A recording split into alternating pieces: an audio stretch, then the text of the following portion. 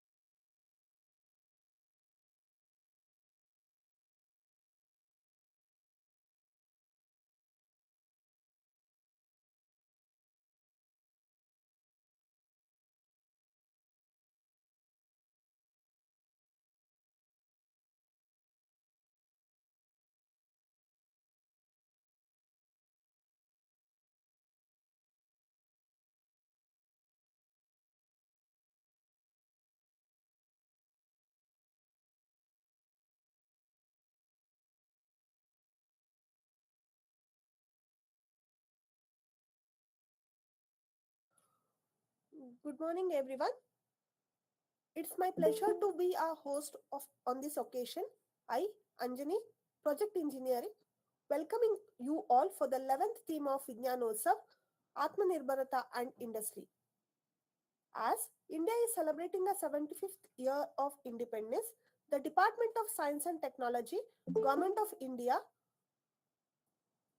through State S&T Councils is showcasing science, technology, and even innovation ecosystems as, at state and its contribution towards Atmanirbharata through year-long program Vigyan Utsav.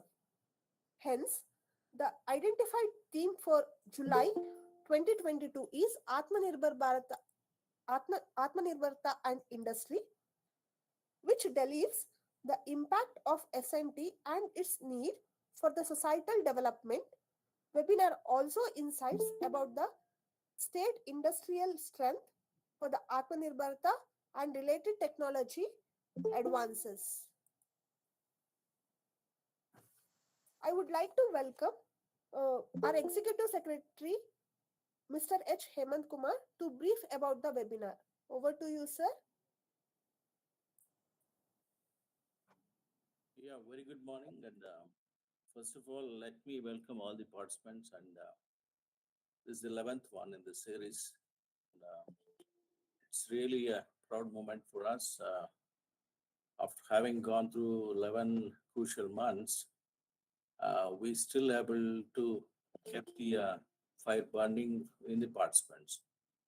I think we once again invite all of you to this webinar, and we believe that it's going to be interesting, and stay with us till the end.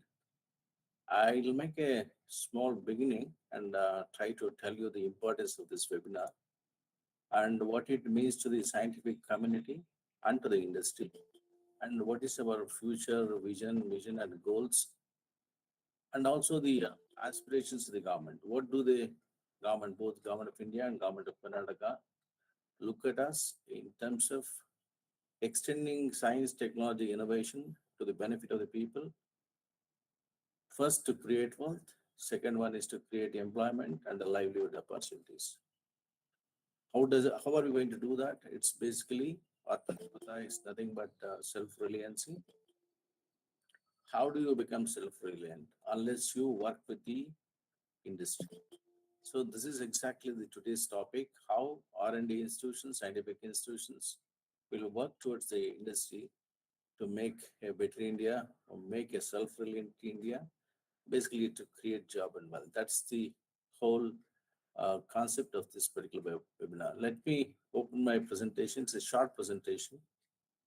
After that, experts from other institutions are going to speak, right?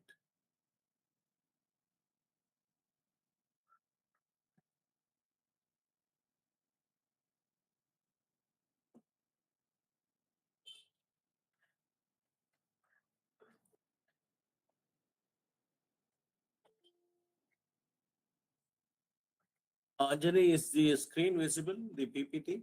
Yes, sir. Sir, make it as a full screen. Control L. Is it now? Yes, yes, sir. Oh, right. Thank you. Okay.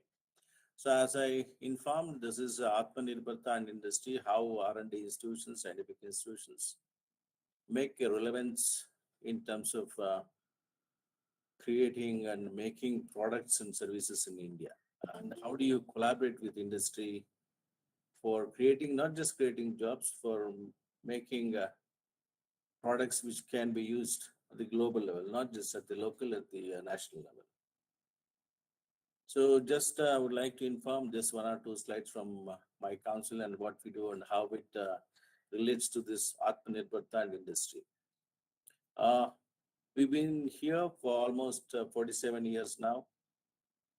Basically, Atmanirbharata and industry, that is the fundamental goal also of the council since 1975. So it is not something new for us, and it goes without saying, since inception, we have been working with products and services and commercialization of it.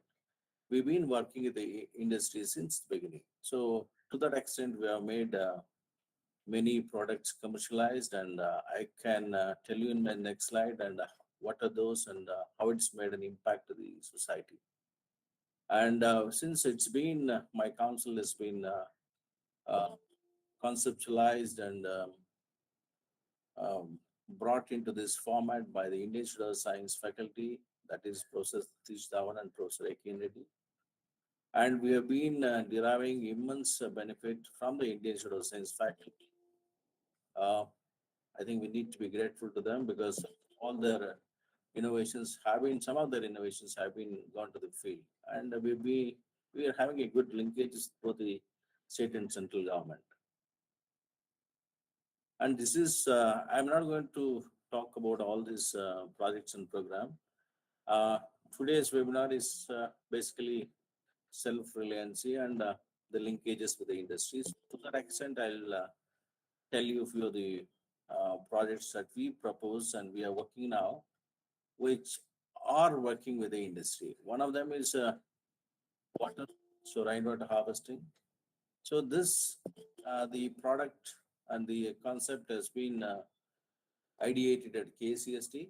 Once ideated and product has been developed, the concept is developed, then we work with the government to make it possible to bring out a guideline, then training followed, then implementation started. Now the enforcement is also there. So we've gone through the full system of ideating, coming out with the product, then coming out with the guideline, then training, implementation, all that. I think this one program which we sorted that it's end to end, and the industry is totally involved in this. Apart from that, we have the education program wherein we support engineering projects and at least quite a large number of them, at least more than 100 of students projects program have been commercialized. Some of the prototypes have been commercialized. And each one stood for some amount of time depending on their viability in the market. So that's one of the things that we did.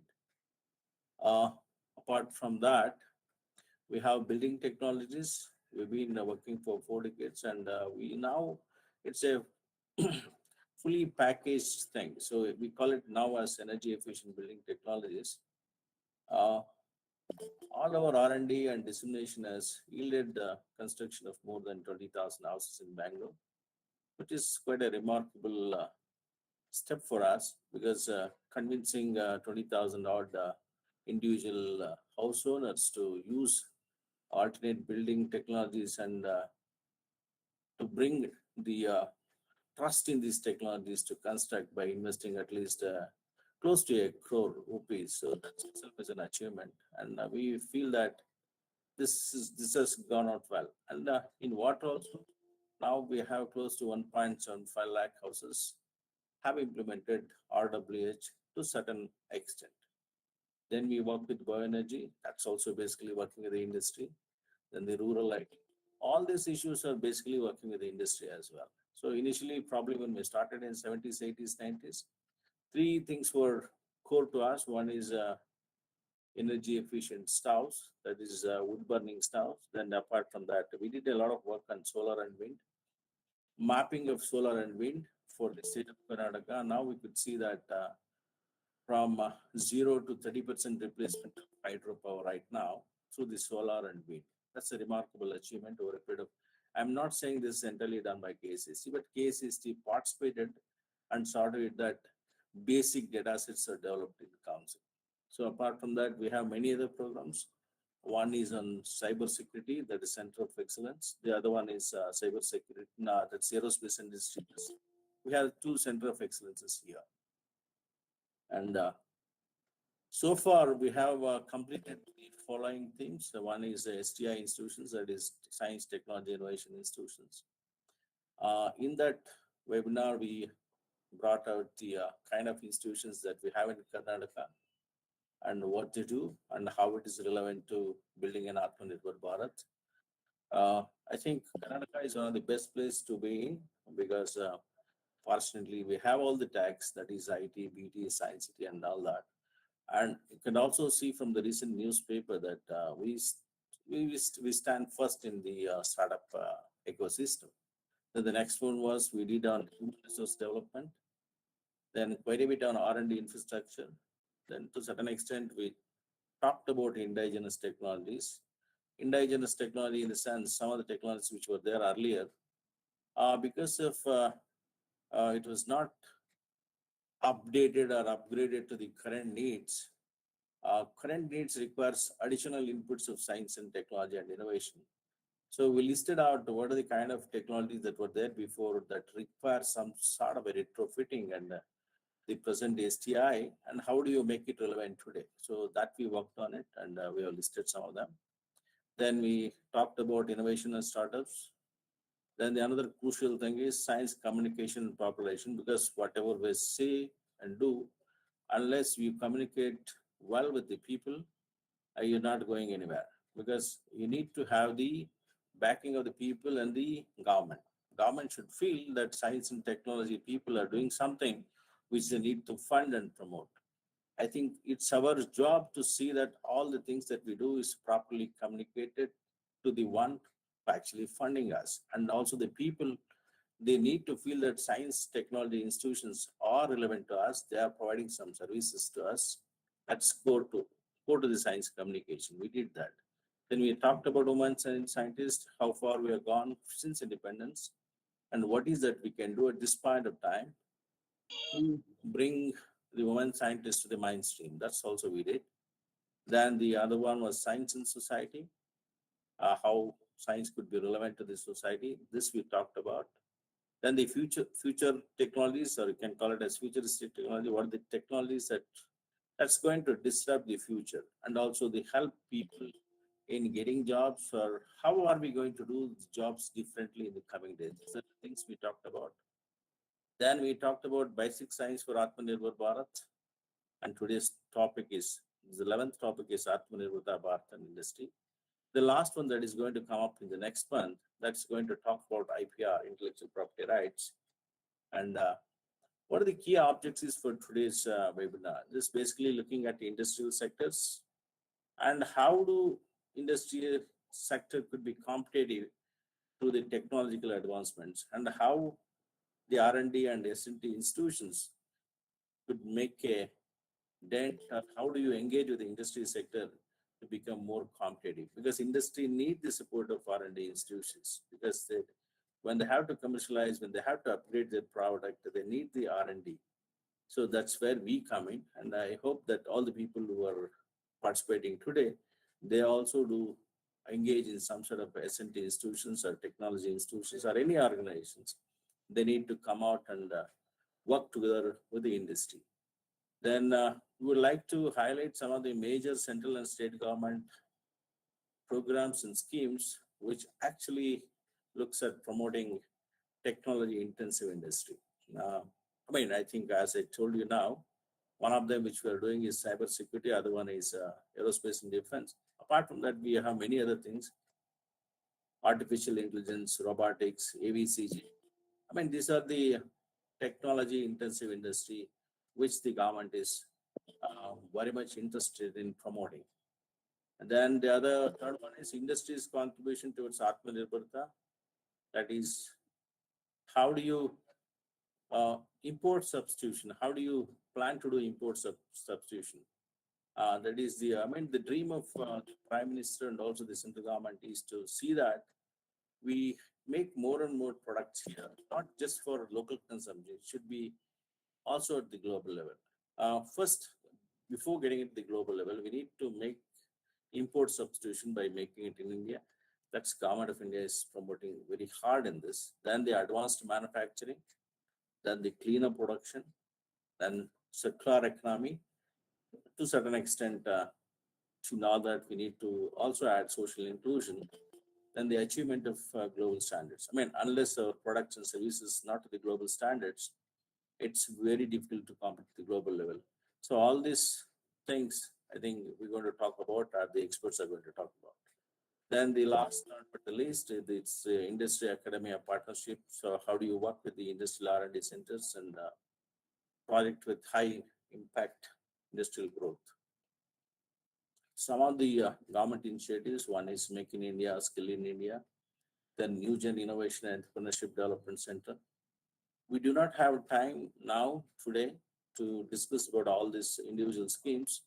However, when time permits or when you have time, please go through these schemes. It's also available in the Government of India websites as well. Small Business Innovation Research Initiatives, this is one of the program of the government. Then the biotechnology initiatives, then promoting innovations in individual startups, MS PRISM program, then the Aspire program. I mean, there are many more such programs in the packages that the government is offering, wherein those who are interested in becoming an entrepreneur, definitely they'll be uh, helped by these schemes. And just to make you comfortable with what the S&T Council, just my council is doing in terms of SPP, I listed few of the commercialized prototypes here. Just to give you an information, just we have funded more than 30,000 projects so far since 1977. I believe more than 100 have been commercialized, and some of them still there, but most of them extinct because they have a lifetime of 5 to 7 years, so depending on the upgradation. The only problem with any commercialized product, it has to be constantly upgraded to meet the continuous demand from the people, from the citizen, because the other products are going to be upgraded always. So you need to have a good R&D support within all the industries. Otherwise, the industry have to work with the R&D and the S&T institutions. We need to work together. Otherwise, the products will just be outdated in no time. So this also happened to some of our projects, products, and I believe the only working together will help. That's why we call this our Atmanirbharata Industry. That's so crucial. And this is one of the things which we can say two-stage direct drive vacuum pump. This is developed in one of the engineering colleges.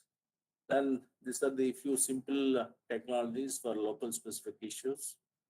We are proud that the engineering students had come out with some of the wonderful ideas. This year also we have this final year seminar and exhibition in the VTU campus that's going to be held in August 12th and 13th.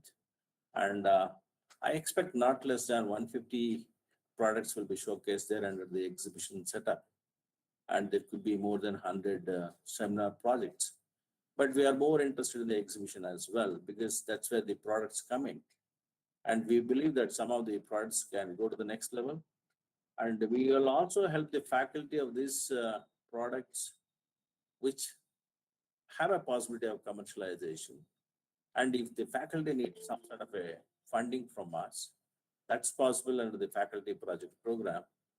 And I believe some of the faculty who are listening and some of the products are worth commercializing, they can contact us or they can get in touch with us for not just funding, it could be mentoring, it could be also some sort of a connecting with the right kind of institutions in Bangalore to take it further. Some of them actually provide the real estate, the space and kind of things like that. Some of them actually mentor also, and there are also startup grant from the government of Karnataka. All these things could be discussed some other time. And just would like to mention this, probably the last slide of mine. We actually, the state government funded two industries. That's basically this project was about how do you connect Israel and Karnataka. That's the project is called Karnataka Israel Program for Industrial R&D.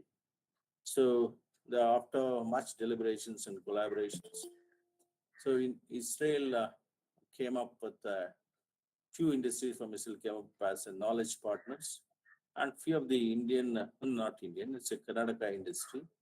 They came up with the manufacturing facilities. So they worked together and created two products which we funded. One of them is Blue Neem. They made a Contisphere, a novel device for treating female urinary incontinence, which is in the final stage of clinical trials. And I believe this will be there in the market by the March 23. Another one is done by Rankin Schuster Technologies Limited. They have developed a flexible hose with titanium end fittings, which they are already supplying for aerospace industry. So these are the two projects which we funded, that is the state funded under a joint Karnataka Israel program. I think these two products are at the global level now. This is not just for Indian market, it's for the global market, because the flexible hoses is going to be supplied to the aerospace industry, mostly in Europe and US. And the country sphere, it's going to be throughout the world, and specifically they're looking at North America as well. And the another project which we are having in the council, first time the council has moved beyond dissemination and supporting uh, products. We are actually having a small setup that is a startup, what you can call it as a council's S&T council startup that we are setting up. We already set up in Yadgir district. That's the aspirational district. Basically, we look at uh, drying fruits and vegetables, that is taking out the moisture in that, and so that you can keep that product for a longer period of time. This is the first thing. This will actually looks into cutting down the post-harvest losses and also the spoilage of the vegetables. The second thing is you also understand that there is a huge number of uh, adolescents and female women suffering from malnutrition. That's you can look into any websites or in NITI or report as well. This needs to be supported. So you also know that the government of Karnataka has the midday meal scheme, which is there for quite some time now. So we try to have a fortified food, which will have the right amount of proteins, vitamins, carbohydrates, minerals, and all that, including vitamin B12, vitamin D, vitamin C, and all that. This will be there as a fortified product, and this we are trying to manufacture or prepare or produce in our unit in Yadgir, where it's going to be sold to people at a certain cost, subsidized cost, and this will be distributed through the midday meal scheme of government of Karnataka. So all the children, especially children up to age of 12 to up to 0 to 12, like you can call it as 0 to 16 as well. They will have the right kind of fortified food so that nobody in Karnataka suffers from malnutrition. Even though they have the midday meal scheme, we need to come out with a food product which looks into all aspects of nutrition. That's we are doing. It's a collaborative project. It's going well. Probably we hope to see in the coming months the products for both adolescents and women. And I hope that this plant is about 1 ton per day plant. And I believe that many such startups uh, for drying fruits and vegetables will be set up across Karnataka so that this could be a made in India product. And also it will generate a lot of livelihood in places remotely from Bangalore. This is one of the projects which we believe which is going to change the shape of how S&T councils will work in future. And that's it. I stop now. And I thank you again for listening to us. And thank once again all of you for being here with us today.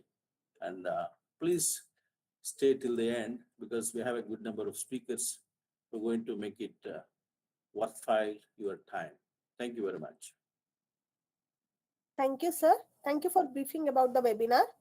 Now, I would like to welcome Mr. R.S. Remat, CEO of Flexitron.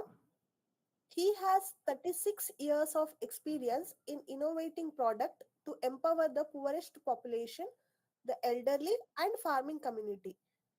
He is a recipient of many awards, National Award for the Best Innovation for the Social Button Cells Charger for BTE hearing aids, National Award by Ministry of MSME for Innovation of e-Charaka, National Award for the Best Innovation Design, a talking map or guide for the blind people, and National Award for the Best Innovation for the Solar Battery Charger for the use of economically poor population to power their hearing aids. Welcome to you, sir. So before starting a session, I would like to give one instruction for the participants. If you have any questions regarding the presentation of guest speakers, you can put in the chat box. All the questions will be answered by the guest speaker at the end of their session. Welcome to you, sir. Thank you, Anjali. First of all, I would like to thank KSCST and especially the Executive Secretary, Mr. Hemant Kumar, who invited me to give a talk today. And it was very interesting to listen to Mr. Hemant Kumar and the kind of progress what KSCST has made. Incidentally, I also worked for the KSCST the first 2 years of my career. It was an interesting journey for me, and it has come quite a long way. Today, I came to know the kind of treasure trove KSCST is having in terms of innovations and startups. Well, today, this is not exactly a talk or this thing. I'm sharing certain experiences of mine, learning from the Eastern economies as to how we need to be self-reliant, self-sufficient, and in connection and with parallels to the Atmanirbhar program what Government of India has.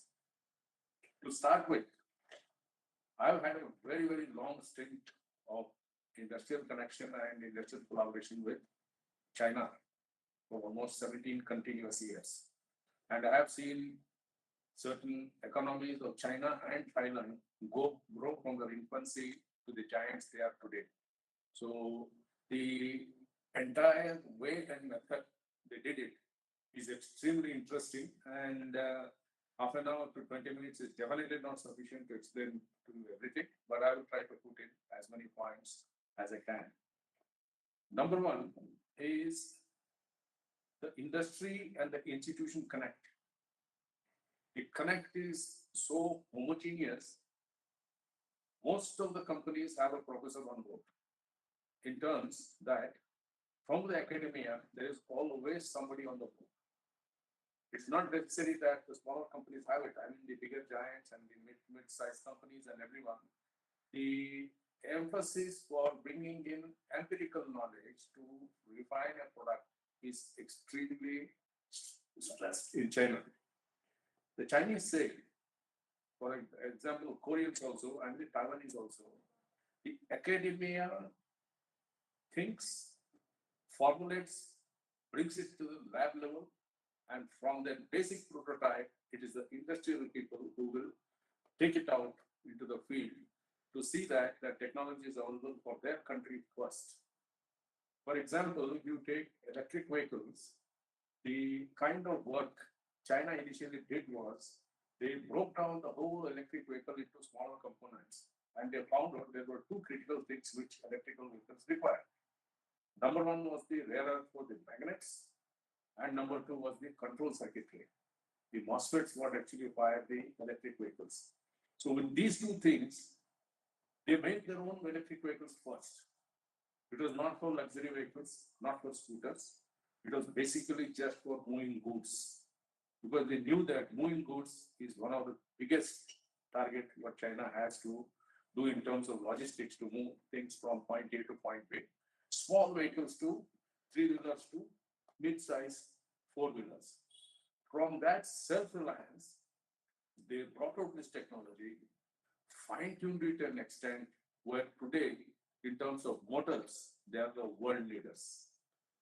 They have come in terms of not only they got their own self-reliance, but they made sure that vertically the entire product had its specialty, which had an imprint of the Eastern economy. Now, Eastern economy does not end with China. It starts with China, comes with Taiwan, and we have Korea. These three people, barring Japan, because I'll come to the Japanese instance a little later, these three countries together work at such a tandem.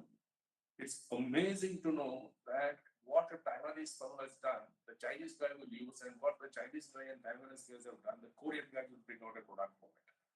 Now, this is where their Atmanirbharata and the way they went into self-reliance started. Now, how do they exactly do this, and what is it that they innovate?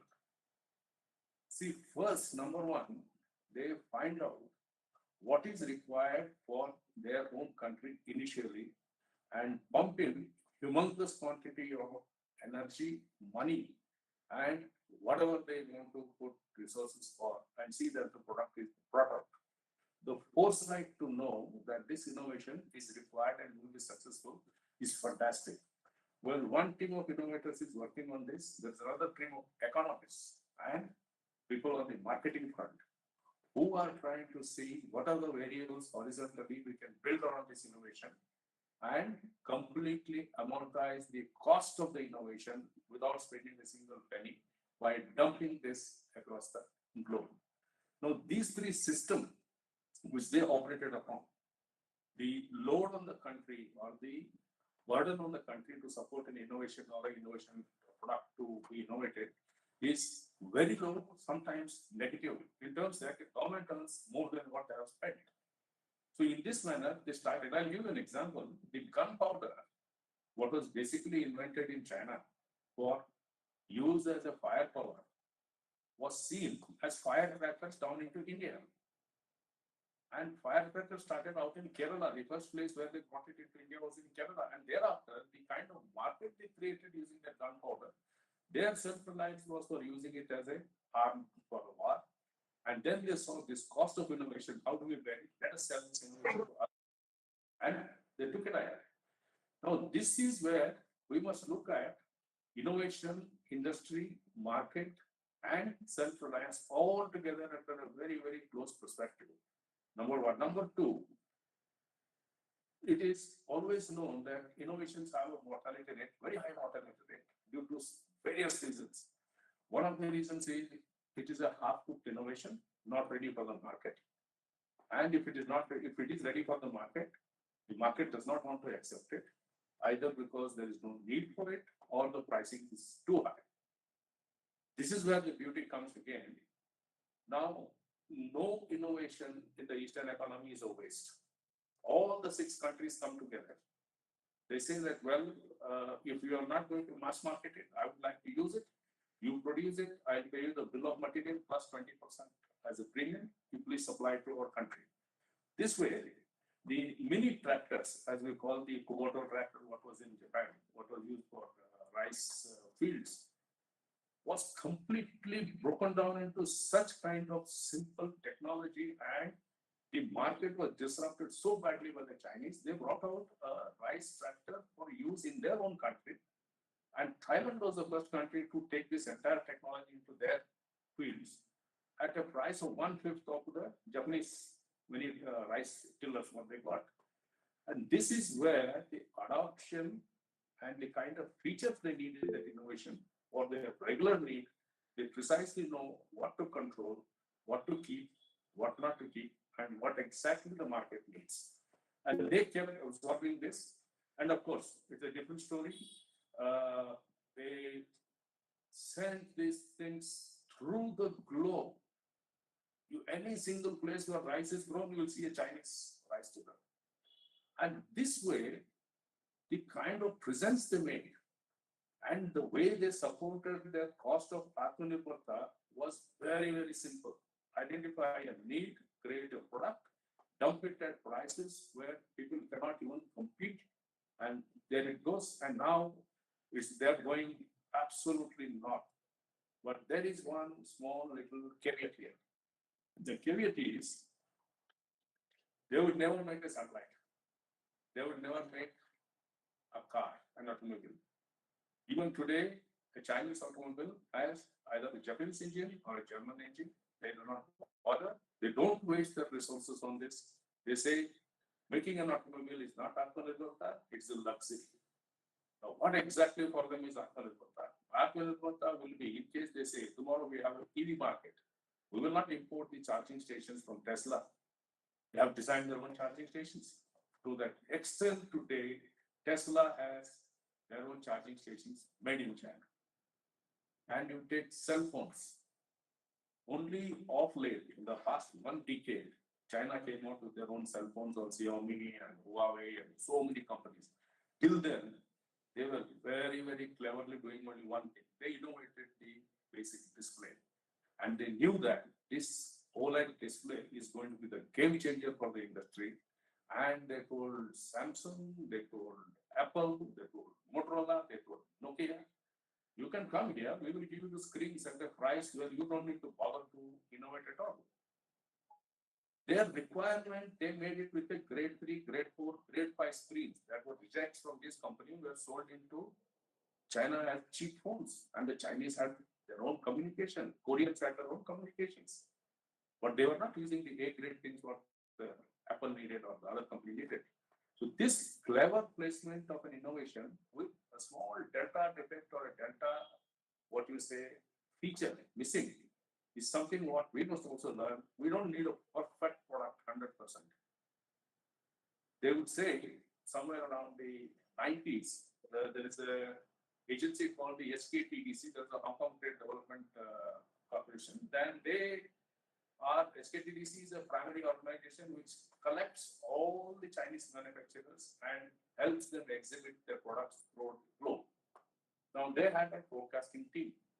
The forecasting team would think of 5 years ahead, 7 years ahead, what could be possibly required for their country and what would be required for the world market. I was lucky enough to be a member of the committee for almost 16 straight years, and I could have a peek into how exactly these people operate. The toys, what we see today, were thought of 5 years ago, 6 years ago, maybe as a concept, but there was continuous development on. So this way, to tell you and summarize and respond to this thing, every single need that the consumer needs and the country needs have been brought about in such a beautiful way that research is done and they precisely know how much of research should go into it, they use it, and what needs to be they export it, and what has been exported, they have two politics: as the price, so the goods; as the price, so the technology. And they know to make the best, they also know how to make the worst products also.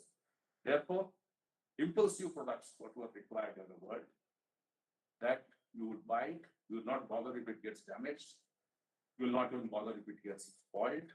98% of that market is held by Chinese.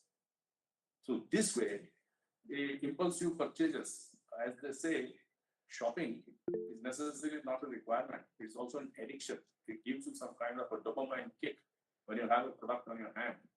This one, they perfectly knew how to exploit and how to take it ahead. So what I would like to say for the country of India now, within here, we need a very, very close-knit association between industry and the academia, an open academia where industries are welcome. Not that the industry is treated like you come through this route, you fill this form, only when you are satisfied with this, you can come in and then you can go. No.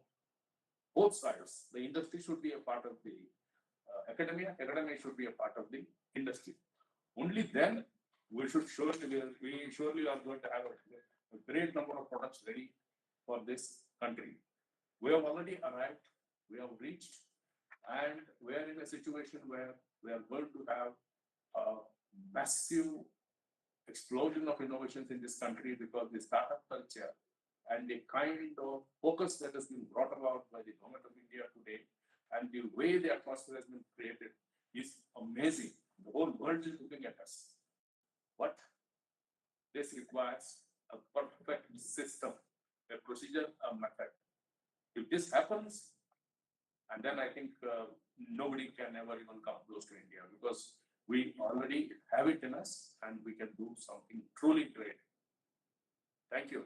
And this is about just an overview. Since I have a very important engagement in the next 12 to 18 minutes, I had to cut short the talk. So I will take 2 questions only. You can later send me the queries. I will answer them. Only 2 questions of 30 seconds or 45 seconds each. Okay, sir. Thank you. Participants, if you have any questions, please ask, sir. Hello.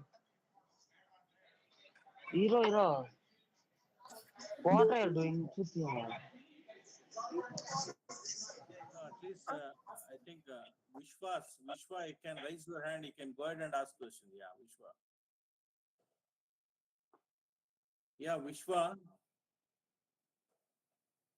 Otherwise, they'll write in the chat box. Yeah. First of all, I think Hiramat, it's nice to have you today. I think. Thank you. I think you work at a much higher level because you also have global collaborations as well. I think it's good. That's the order and the future of the the products and services itself, and the vision of the government of India also as well. I think the brought out the quite a good number of points wherein the new innovators can pursue and dream of. And I think it's very difficult to ask questions in this setup because some of them they may have a problem of switching on their video unless we make the co-host. Yeah. Get it. Bandwidth issues are there. Yeah. Yes. We will. What we do is we'll get their questions in the chat packs, and probably I'll mail it to you. Please answer it once you're free. Yeah. Wonderful. Yeah. Thanks very much. Yeah. Thanks very much. Thank you, Kumar. Thank you, everybody. Thank you. Thanks. Thank you, sir. Thank you for the wonderful speech. I would like to call next Dr. B. Srinivas, Principal Scientist, National Dairy Research Institute, Bangalore. Welcome to you, sir. Thank you, madam. I will share my, may I share my presentation, please? Yes, sir.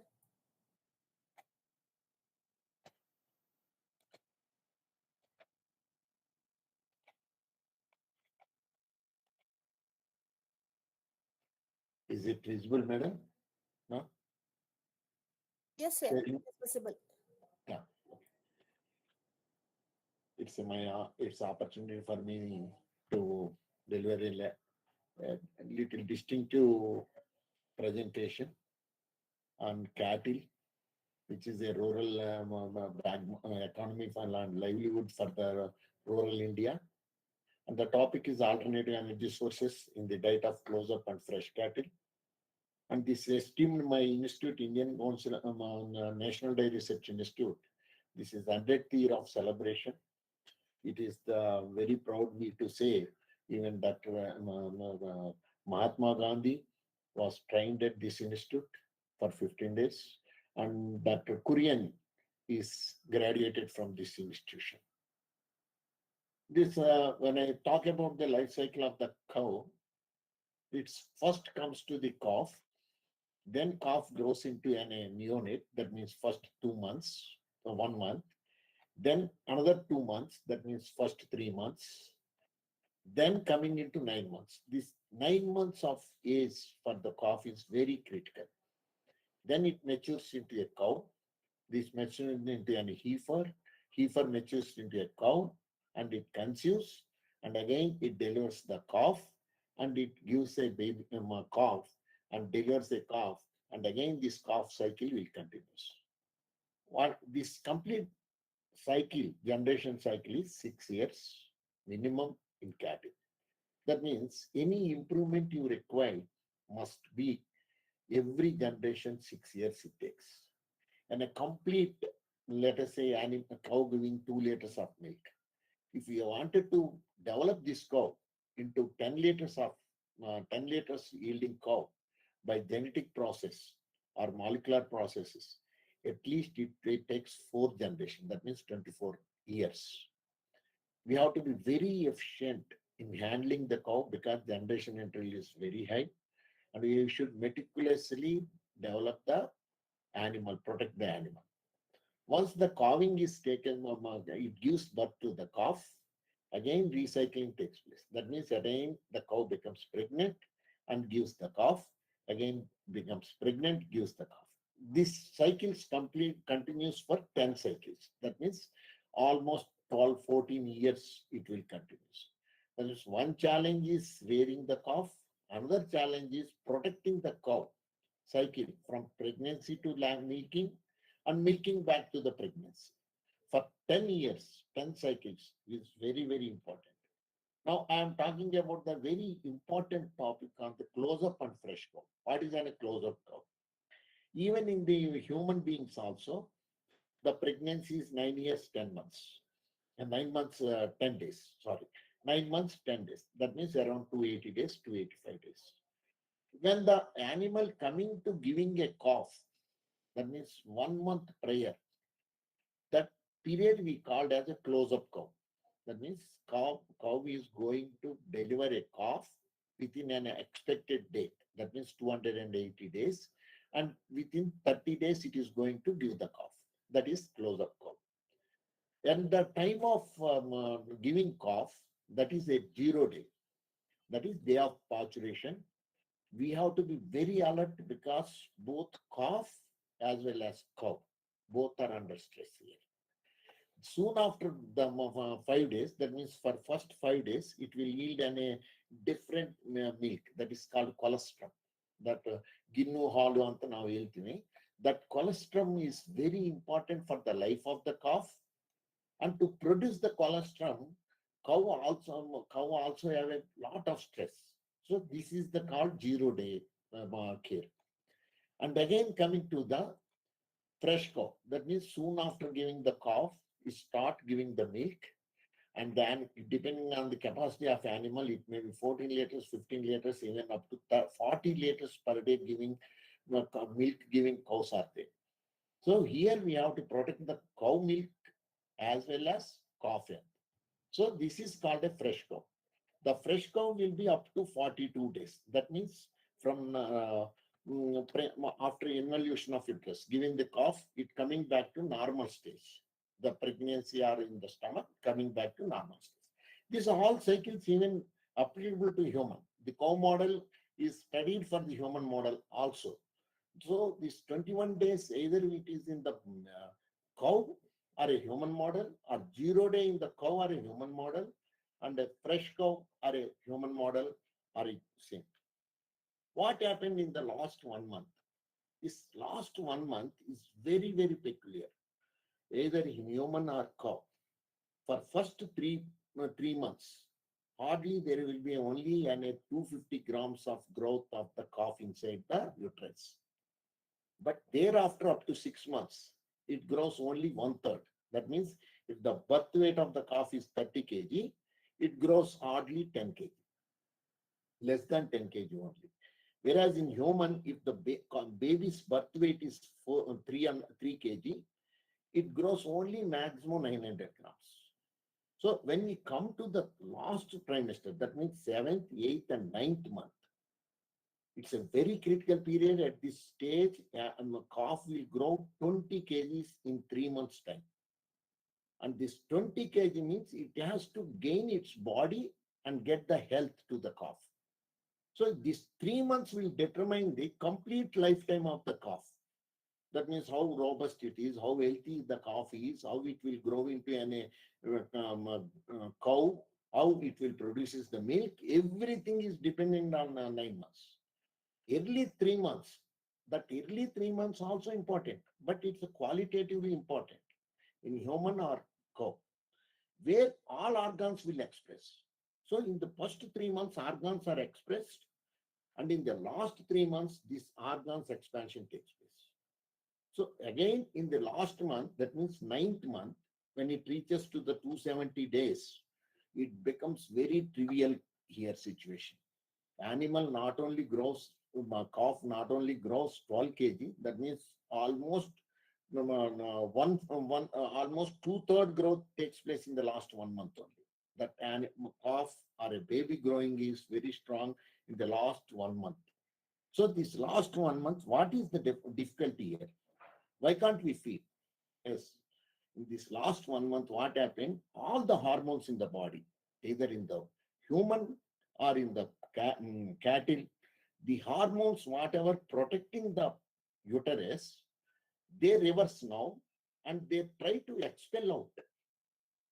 Earlier it is protecting. Now the hormones will act in reverse. They have to pull out the calf or baby. So hormonal changes is very high. There will be a high blood nutrient requirement. Blood pressure will be very high. Pressure on the blood for the nutrient distribution to the calf is very high. So either in human or in the cattle, they will lose the appetite. They can't eat it. They don't have the desire to eat it. But at the same time, they don't have desire to eat it, but calf has to grow. So what will happen under this situation? calf has to grow, as well as we have to protect the appetite of this. If we are not providing sufficient diet to the cow or a mother, what happens? Mother body loses the nutrients. She become weak and weak. This weakness develops in the before delivery or parturition, is going to hamper the whole lifestyle and life of the dam or a mother. So we have to protect this intake. We have to protect the reduction in the mobilization of the body reserves of the mother, and we have to protect the calf growth. This is actually the challenge. And we had an opportunity with the Karnataka State Council for Science and Technology. Since 2014 or beyond that, they told that we have to use glycerol, which is a byproduct of this biodiesel. So we were also not very interested or reluctant. Why glycerol? We have to use it. So then we applied the project we got, and we was thinking about how to use this glycerol.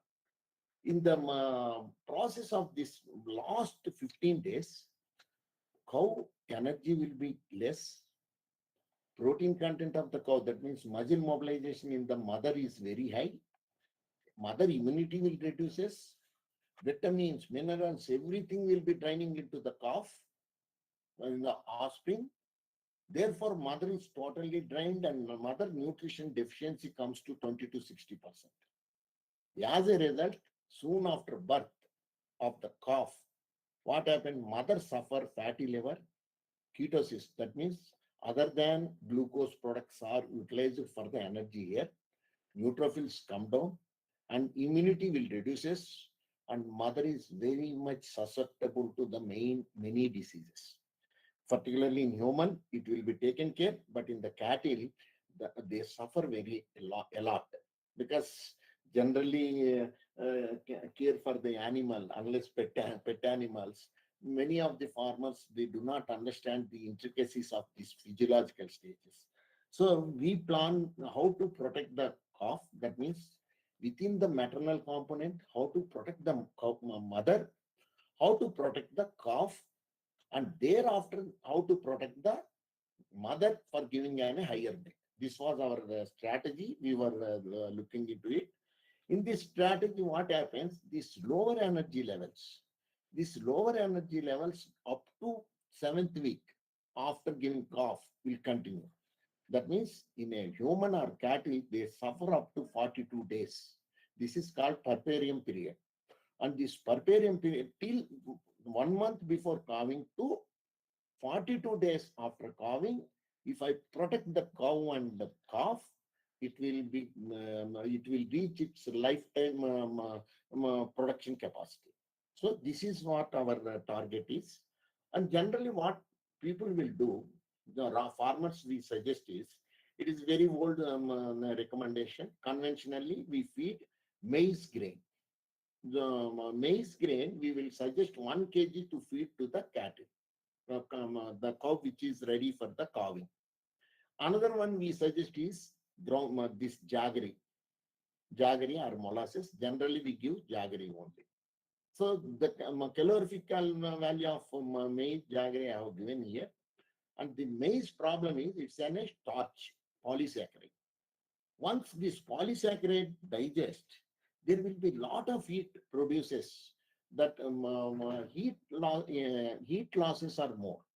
Similarly, in the jaggery also, most of the farmers, they do not accept to give jaggery, and they prefer even maize, because heat production from the jaggery is much more than the starch. So we then thought about the glycerol, how it will work out. So polypropylene alcohol we use in the animal for the treatment purpose.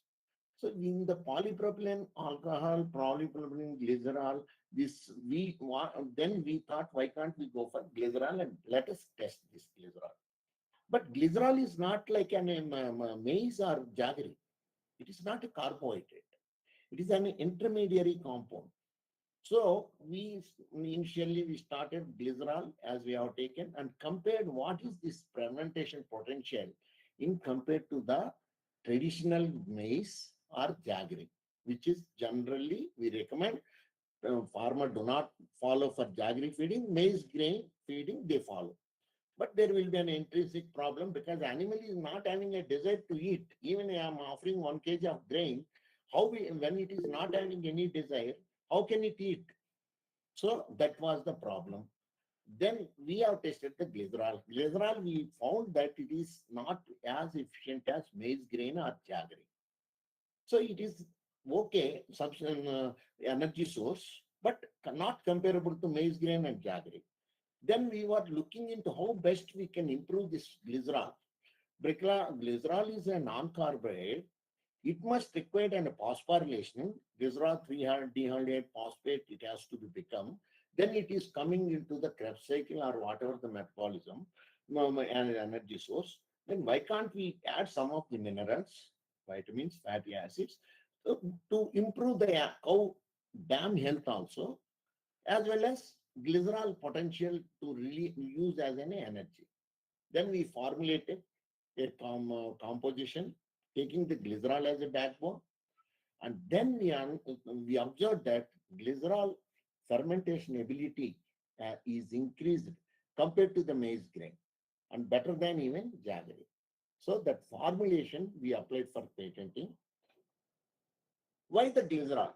Glycerol is not a carbohydrate, just like even carbohydrates means rice, wheat, all these things like that. Not a grain, it is maize grain. It's in a liquid form. How it is acting upon it.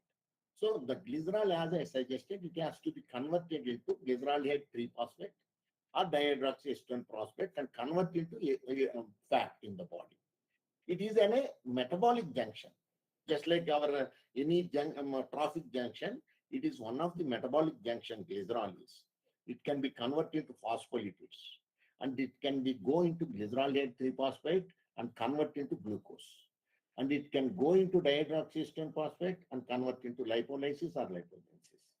So it is also a backbone for some of the amino acids like tryptophan and vitamins like thiamine.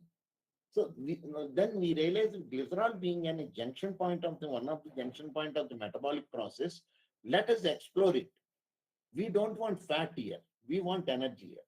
Let us explore how it will work in this particular situation of giving the ready to give cough and after giving the cough. This is actually one of this one. Another advantage of glycerol is it is in a liquid form and its molecular weight is very less and it will be easily absorbed in the first stomach into the blood. It is need not to be digested in the cow at all because 50% of rumen it will goes into directly into the blood. Therefore, animal do not have any pressure in its intestine for its digestion. Okay, its metabolization. So directly gone into the blood. So from blood it will directly go into the liver and liver can act as a conversion into either fat or carbohydrates. This is the first point. Second point, how much it will remain in the room in the first stomach? Only 30% of it remains in the first stomach. So this 30% again, how it will convert, since it is a glucose generating substance, gluconeogenic substance, it will be produces into propionate, and the propion in anaerobic system, it produces into propionate or butyrate, and again it will go into the blood. So dual advantage. Third advantage, again, if it is escape, because it's in a liquid form, if it goes along with the water to the lower part of the intestine, 10% there is a possibility of this is going to the intestine, 10%. This 10%, again, in the intestine, 100% it will convert into the fat only. So there is every chances of 90% is going to blood in the either which can be converted into glucose or it can be converted into fat. Only 10% has the chances of converting into the fat. This is what actually the metabolic intricacy of this glucose. This is the backbone we could able to understand. Now, we have made a formulation. That's what I have shown with glycerol fortified with some minerals, vitamins, and this one, and fed to the animal, just fed to the cow 30 days before calving. Means it is giving in another for 3 weeks cough. So we started feeding it. We observed that cough body weight is increased. It is as equal as maize or glycerol fortified with the formula what we made it. Again, we have seen that cholesterol quality. Cholesterol is a source of immunoglobulins. Immunoglobulins in cow calf do not inherit any immunity from the mother, unlike in the human beings here. So whatever it gains the immunity only after birth. So cholesterol quality is very important. The formula, whatever we made along with the backbone of glycerol, we observed that quality of the cholesterol is very, very good. Immunoglobulins concentration is increased to significant level compared to the even maize and jaggery. This is one added advantage here for us. Then after calving, you might be seeing in the figure there is an membranes are excreted from the vaginal this thing of the cow. These membranes expulsion is, that is the membranes which is a pouch or a pillow cover like, which is protecting the calf inside the uterus, mother. So that all now calf is came out. Now this all membranes has to be expelled out. And if these membranes remain within the mother, what will happen? Infection will start. So these membranes, as fast as it should be expelled out, then mother is safe for in its health, and fertility for the next also will be good. So we measured that fetal membrane expulsion time, and we observed that this actually 190 minutes it takes. That means 3 hours 10 minutes it takes for its expulsion, whereas it is reduced in the glycerol, that is as equal as to the jaggery conventional this one, because that also jaggery generates a heat and helps in expulsion, whereas glycerol metabolically improved its immunity levels. So it expelled less than 3 hours only. So this is one of the important things to protect the cow health. So this is the formulation we made. That's various advantages. We have filed it on this May 2022. And then now calf is born, membranes are expelled. Now birth weight is good, cholesterol quality is good. That is one part of the whatever this one I am presenting for the close-up cow. Now cow has delivered the calf. That means mother has given birth to the baby. Now what will happen here? Mother has to produce the milk. The cow has to produce the milk that is as a feed to the calf. So even at the cost of its own body, mother will produce this milk. Even mother health may go down. It won't bother. Its priority is to produce the milk for the calf.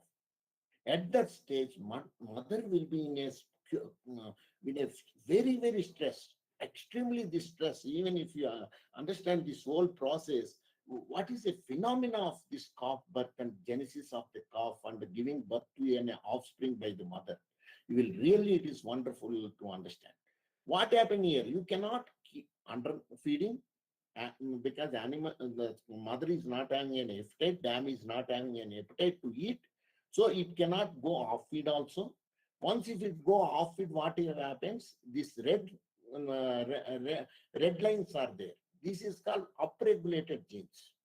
There is a stressful genes are upregulated. Some actually required genes are downregulated because mother is receiving a less diet. So it's molecular, what we find is in the liver, 30% of this changes takes place. Liver is a very important organ for everything of processing. And liver is like a kitchen, kidney is like a drainage. If these two are maintained in the animal system in a nutritional point of view, we can protect the animal to a great extent. Mammary gland produces the milk. Now, another resource is adipose tissue. This adipose tissue is just like a bank balance. It is.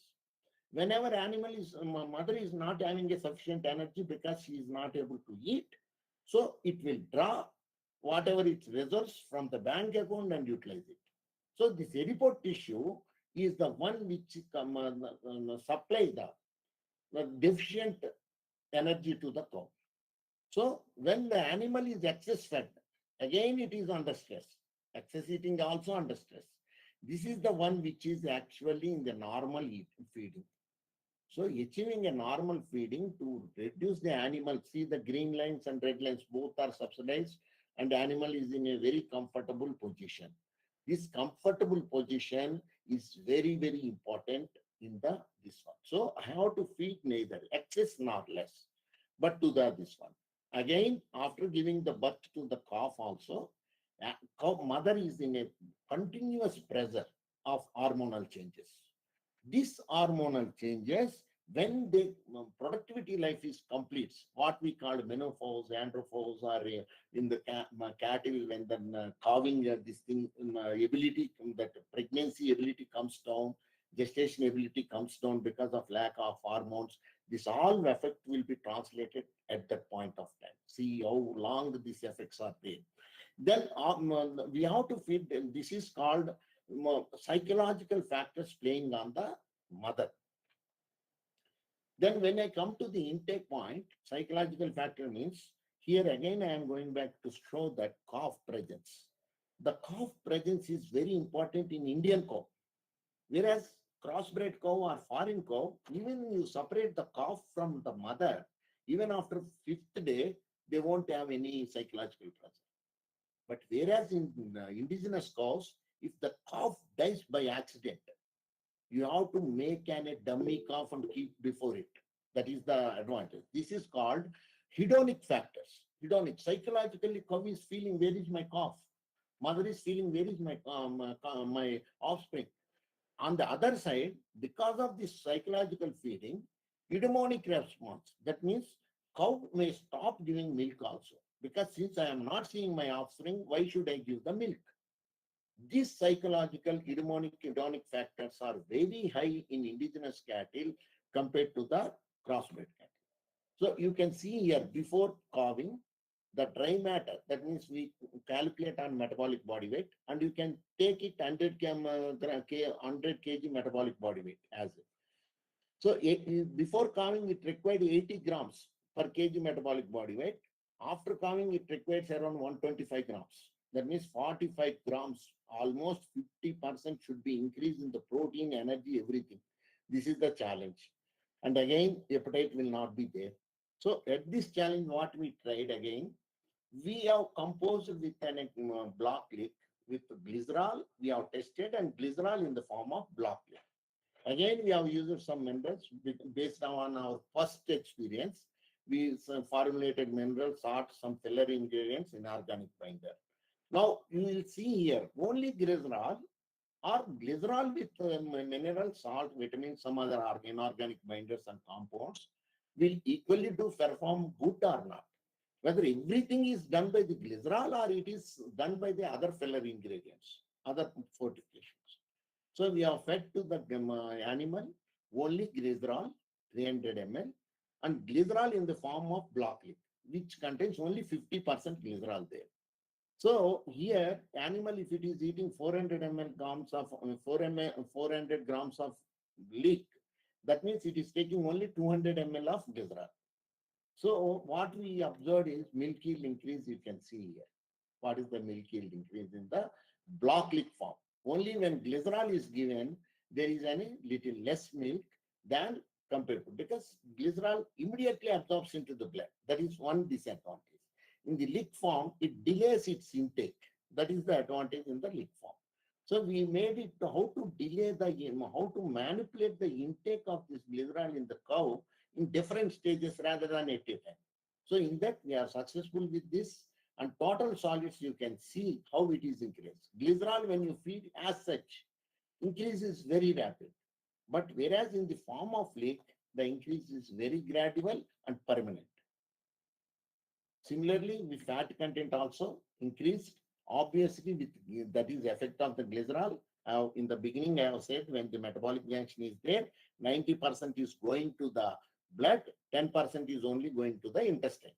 90% is in the only advantage in cow is cow liver is first preference is glucose production. And there is no second preference, third preference, fourth and fifth preference. Sixth preference is conversion into the fat. Already there is a fat glucose deficiency. Therefore, it will channelize only one side. Just like when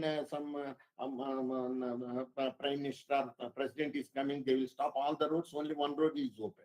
So same way in the liver also, same thing happen. It will only open the way of the glucose production, gluconeogenesis. So fat, whatever absorbed in the lower stomach, intestine, and only 30% which is formed into butyric acid, that butyric acid will convert into fat. Therefore, again, fat also increases. Because why I am telling this phenomena, if milk production increases, fat should reduce. This is a very standard phenomena. I cannot oppose this. But whereas in this point, feeding, fat also increased, glycerol also increased. How I can substantiate scientific reason for this? Because the relation is very phenomenal. Inversely, here I am showing the directly proportional. So I have to show that because of this mechanism of the intestinal process and this one, it converts into the fat.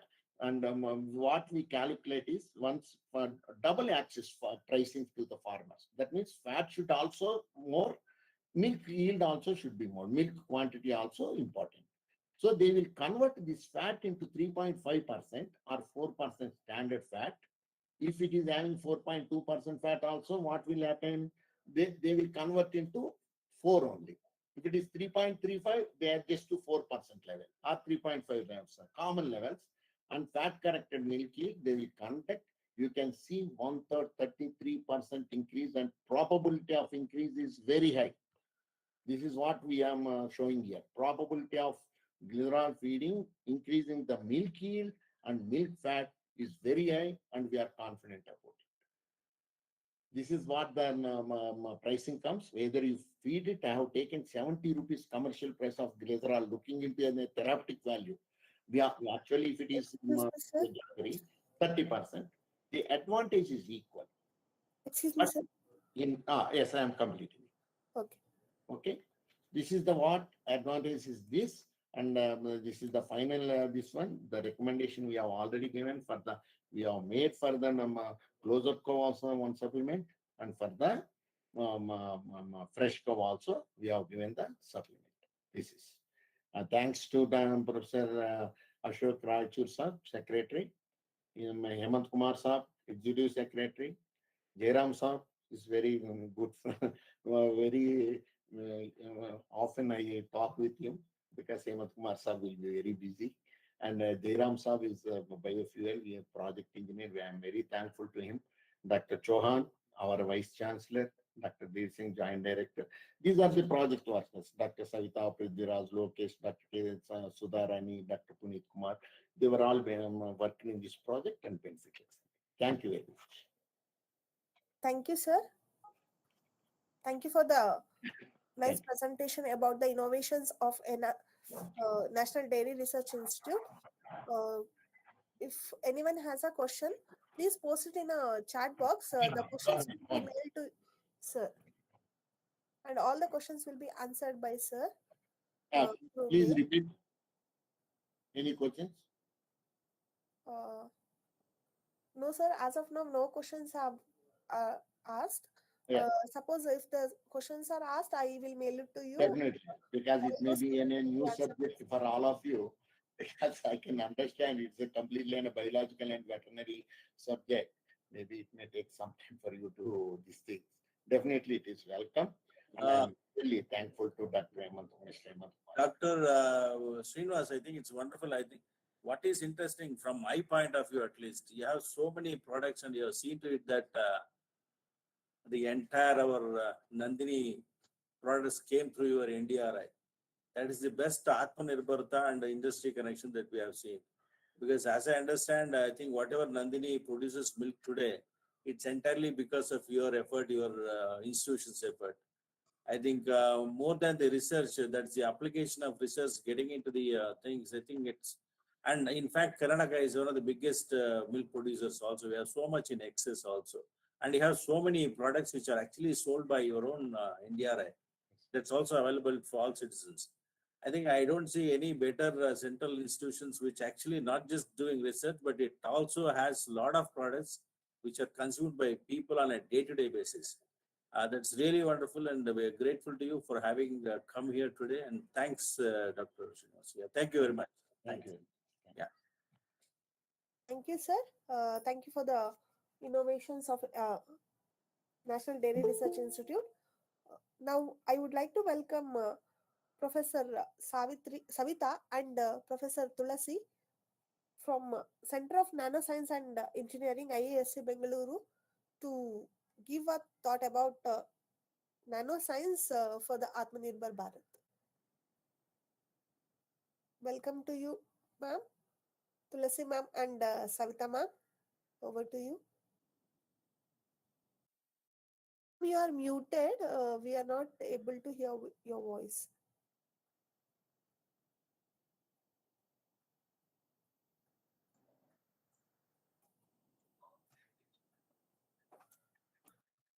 Can you hear us now? Yes, ma'am. So this is a very short presentation on what we do at SENS. So just a brief agenda. We are just we'll be talking about who we are and what we do, what are the kind of facilities we have, research and other things that we carry on for both students as well as industry. So in the Indian Institute of Science, we are part of IISc. We already know about Indian Institute of Science as we have almost 100 years of history, and we are there in almost all the university rankings worldwide.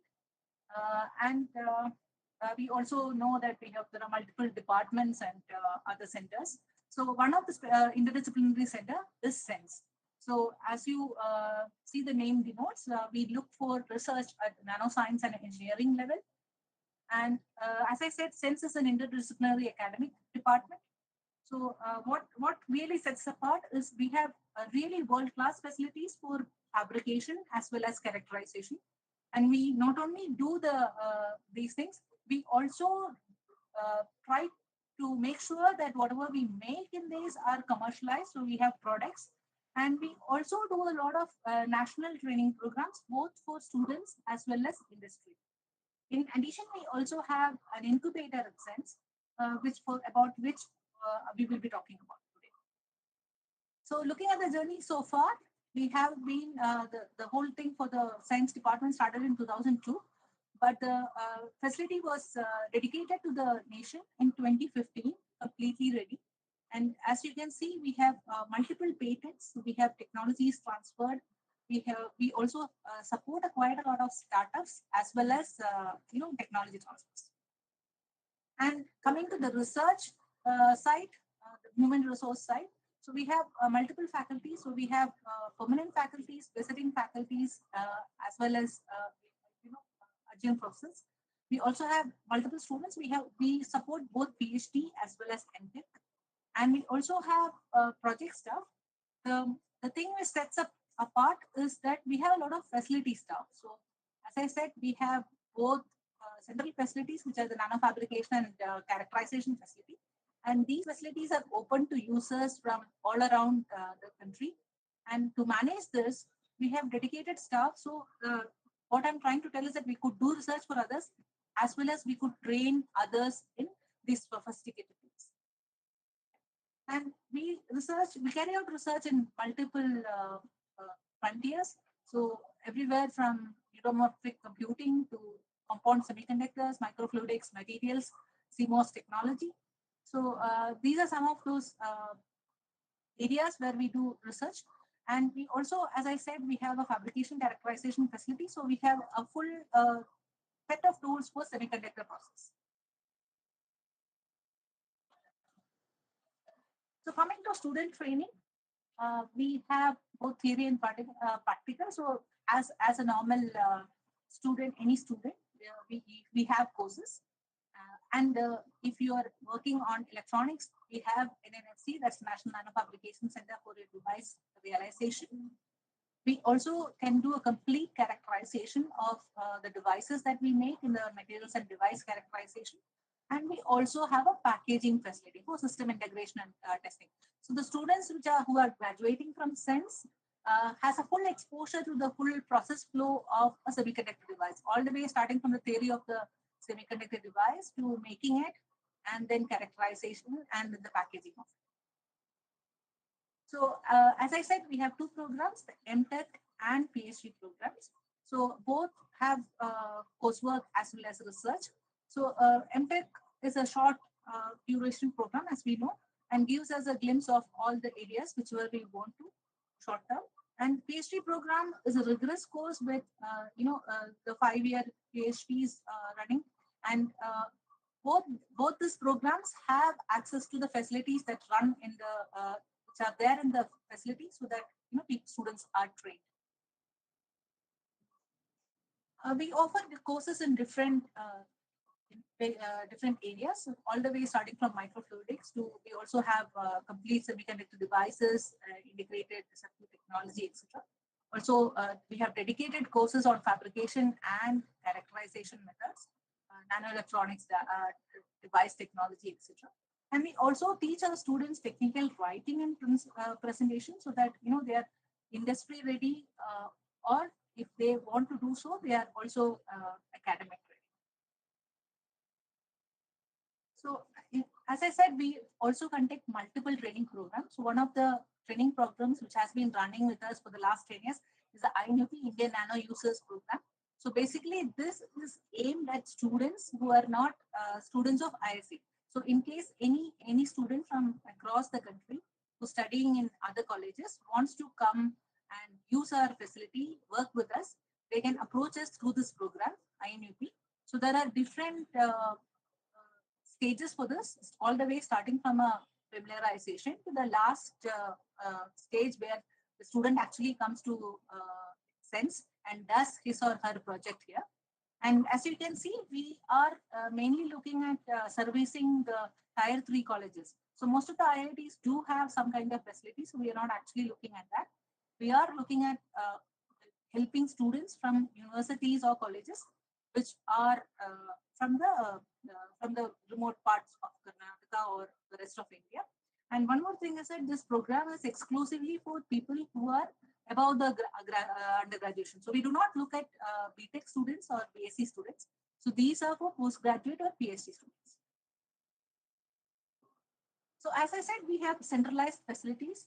So one of the big facilities which we have is the NNFC, that's the National Nano Fabrication Center, which is a 14,000 square feet, class 100, class 1000 clean room. With wafer capability up to 6-inch on silicon. We also work on silicon carbide and 3-5s and glasses. We also work on different semiconductors and dielectrics, with multiple deposition tools. We have all the, as I said, we have all the way the capabilities from bringing in a wafer, cleaning it, depositing whatever layers we want, doing the lithography, doing the etching, and then also characterizing. So as I said, in NFC, we have lithography, etching, deposition, and characterization facilities in the same facility, so that you can actually bring in a silicon wafer to make the device, characterize, do some of the characterization to make sure that the device is working, and then go with it. If you want further characterization, complete characterization, we also have a facility called MNCF. This is a micro and nano characterization facility, which is which hosts very advanced tools for characterizing both materials and devices. So we have different bays in that in MNCF, depending upon what you want, all the way from mechanical, electrical, material, and optical characterization. And if you see, as I said, on the material characterization side, we have CEMs, TEMs, XPS, etc. On mechanical characterization, again, MSA, AFM, and microsystem analyzers, electrical probe stations, and optical XRD, FTIR, UV, etc. So the complete list of tools in both the facilities can be had from the website. In addition, we also have an infrastructure for systems engineering and packaging. So this is what I said, that we can bring in a silicon wafer, make the device, characterize it, package it. So as I said, we have system engineering and both packaging. So some of the facilities, what we have in the systems engineering and packaging is the dicing, the climatic chamber for sensing, gas sensors, wire bonding die attach, etc. We also have a 3D printer and prototype PCB assemblies if you want to check your chips. And we have multiple products also from here, different monitoring units as well as counters. So as I said, what we have is expertise in running and training on very cutting edge expensive equipment, and also the capability in associated facilities. So if you look at clean rooms and the characterization facilities, both needs quite a lot of facilities associated with it to maintain these facilities. And what we have is expertise in both running the facility as well as the utilities associated. So from here on, I will hand over the presentation to Dr. Tulsi. In addition to the what Savita talked about, the research and the training that we do for the students, we also provide a lot of services ranging from training to project execution, consultancy. Some of the examples here will tell you about how our facilities are used to not only to do research but also into translating that research into products. And here are some examples where gas sensors have been made, where you start with a silicon wafer and you actually make a gas sensor from a device to subsystem to the system level. And this is the kind of the final gas sensors that were technology transferred to ISRO and SCL. This is an example of neutron sensor that was transferred to Indira Gandhi in Kalpakam, the nuclear facility. And we also have applications for soil moisture sensors. In addition to some of the translations, we also have been using the research and the associated translational knowledge to actually commercialize some of the equipment. This is an example where a CVD reactor is transferred to a company KS and they build a equipment, full-blown equipment that is commercialized. Another example of translation from the device to the final application is shown in this one, where a pressure transducer or a pressure sensor was developed, funded by the government, and it is also now packaged into a final product, and a startup I2N Technologies was formed to kind of translate this product and commercialize it. And this is actually used in by HAL helicopter. As Savita mentioned, another facet of the department is students, research, and the industry. Right? We do have an industry interface program at SENSE, which is basically targeted to be a leading model for industry and academia. And as part of our industry affiliate members, we offer these access to facilities, enabling projects, facilitating training, as well as networking and conducting seminars and supporting them. So currently, as of now, these are the 9 companies that are our industry affiliate members. As you can see, we have a combination of both the global and the multinational companies as our industry affiliate members. And we also interact with a large number of industries for various other purposes. For example, Intel and McDermott Alpha, they have sponsored the MTech Fellowship for our students, and many of our students are placed in companies like Global Foundries, Micron, etc. And also we have conduct training for some of these companies, and many of the companies use our facilities ranging, and these are not always semiconductor or electronics company, but also the chemicals and the FMCG companies like Shell and Azadi and others also use our facilities.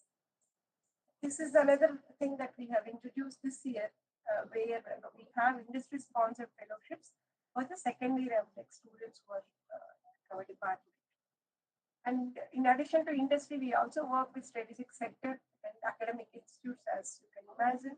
So we work with all the DRDO labs and the Department of Atomic Energy, as well as ISRO, and all the IITs that are listed here either use our facilities or work with our department.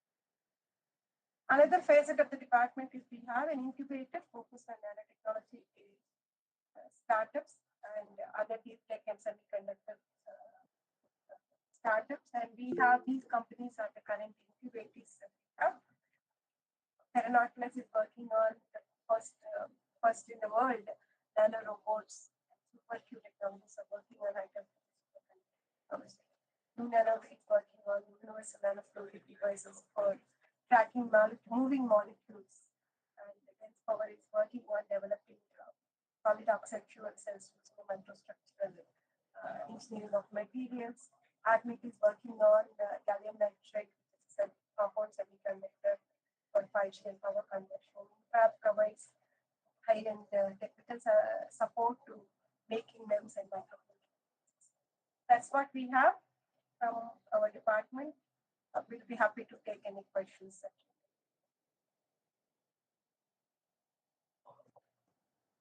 I hope you're on time. If there are any questions from the participants, you can just send it in the chat box.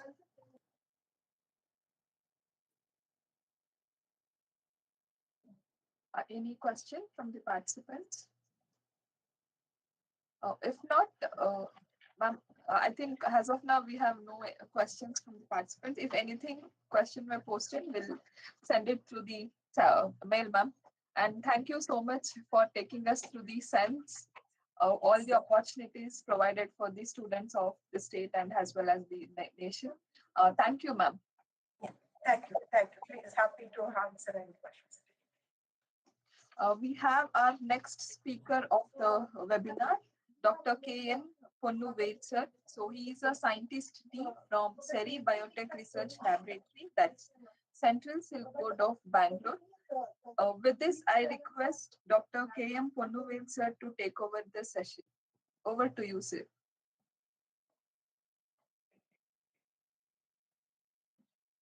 Sir, actually, we couldn't hear, sir.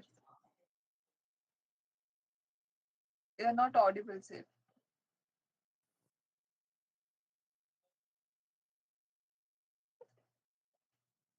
No. No, sir, we couldn't hear, sir.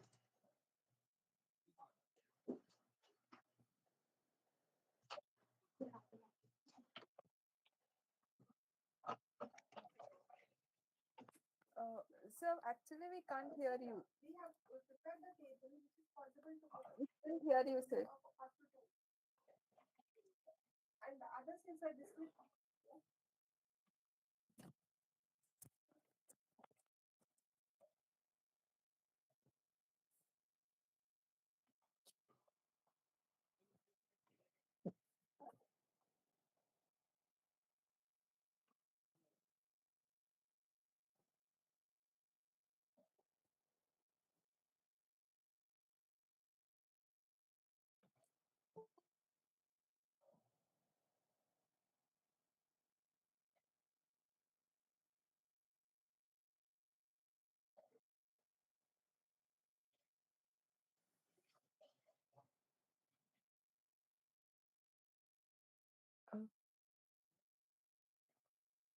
No, sir, actually, we couldn't hear, sir.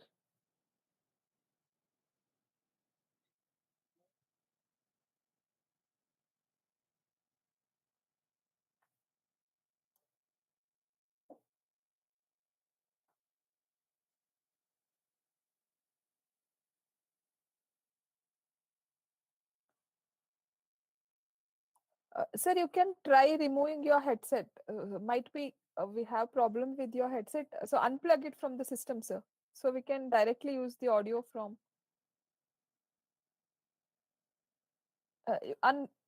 You could able to hear, ma'am? Yes, sir. Hello? Yes, sir. We could able to hear now, sir. Okay, thank you. Thank you so much. Could you please permit me to share my screen, Yes, ma'am? sir. Yes, sir. You can Please share, permit. sir. I could. You can, sir. Okay, now I can share it, Yes, sir. please.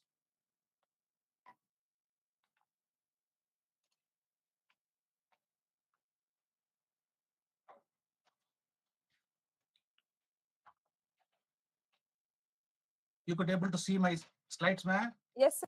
Yes, sir. We can see major. Okay, Yes. okay. Yes. Thank you. Thank you, Thank sir. you so much.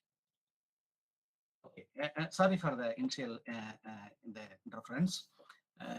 I'm representing the Central Silk Mode, but basically I work in the Seri Biotech Research Laboratory. It is the sister concern of the Central Silk Board. Central Silk Board has got the different units, ma'am. It's a R&D, post cocoon, and the research extension centers. We have got the multivariant function in this organization. Central Silk Board is concerned. It is the Government of India organization, comes under the Ministry of Textiles. Though I work in the Seri Biotech Research Laboratory, we do the hardcore molecular biological research. For the presentation for the audience, I have prepared the slides on the what are the Indian scenario, the status, the demand. The most this only Atmanirbhar, which asked that the Prime Minister, we should be self-sustained in all the activities. We should not depend on other foreign countries abroad for the any technological interventions. In this case, not now, for last 100 or 200 years from Tipu Sultan period, we are self-sustained. We have got own technology, own fabric. It has got the great demand in abroad. I'll go to the next slide. India is the second largest producer of the silk in the world. So we know that. But however, we are the #1 consumer in the world. The silk is India, we could not, whatever the producing in the domestic production, the demand is very much. So sometimes we have to import silk from China to fulfill our domestic demand, especially for the making the fabrics. This only the country we producing the 5 variety of the silk. The silk is called mulberry, tassar, yeri, muga, and oak tassar. Among the 5 the mulberry variety, we famously call the Mysore silk or Kanchipuram silk or Tarwam silk. Mostly from the mulberry. So 80% of the silk from the mulberry, remaining 20% tassar, yeri, muga, and oak tassar. In the subsequent slides, I'm going to tell you what are this one there. The high employment potential for women. It's 50% of the entire value chain. So mostly it's a woman force involved in this industry. Low capital investment, very less. Low gestation, whereas high returns at the quick intervals. It's environmentally friendly. We never create havoc for the environment, producing the environmental hazards. See, 3.8 lakh hectare land is comes under the mulberry and 1 year plantation. See, I'm working in my organization, Central Silk Board. I would like to give the brief introduction about this Central Silk Board. It was established in 1948, the Act of Parliament. So we should feel proud in Karnataka. Almost all the Central Secretariat is located in the New Delhi. See, with all the persons working in the Karnataka politicians, all the things they said. See, the 80% or 70 to 80% silk produced in Karnataka, the headquarters should be shifted to the Bangalore. So we know the Central Silk Board, we have the headquarters, with the recruitment, employment, promotions, all the activities will be carried out in the headquarters Bangalore. The main purpose is science and technology. So we do the for the S&T organization for development of the silk and production, including the fabric. We have got 163 units spread all over the India. So we 2074 employs the scientific, technical, and admin staffs. The Silk Board mandate is research and development. As we know that the earlier slide I told you, we could not fulfill the domestic demand. So we had to increase the production, improve the productivity, both the qualitative and the quantitative. And not only for the domestic demand, we have to fulfill our export for the international standards. Development of maintenance of nucleus and basic seeds. The seed is concerned, we talk about the eggs. The silkworm egg is called as a seed. And it's for commercialization, standardization quality parameters, support for development of marketing. See, we know that in Ramnagara, we have got Asia biggest cocoon market. Almost all cocoons which produced in the southern India, we bring it to Ramnagara to sell that. The excellent cocoon marketing facilities available here. Support state government, not only for the central, we support the DOIS, Department of Cericulture, and the different state governments. We support them. Finally, develop a brand Indian silk to make the industry globally competitive. Then to advise the government cericulture and silk industry related matters whenever they have the problem. The silk production chain. So we will be knowing that silkworm produce the cocoon. From the cocoon, we make the fabric. So these are the fabric we are making that.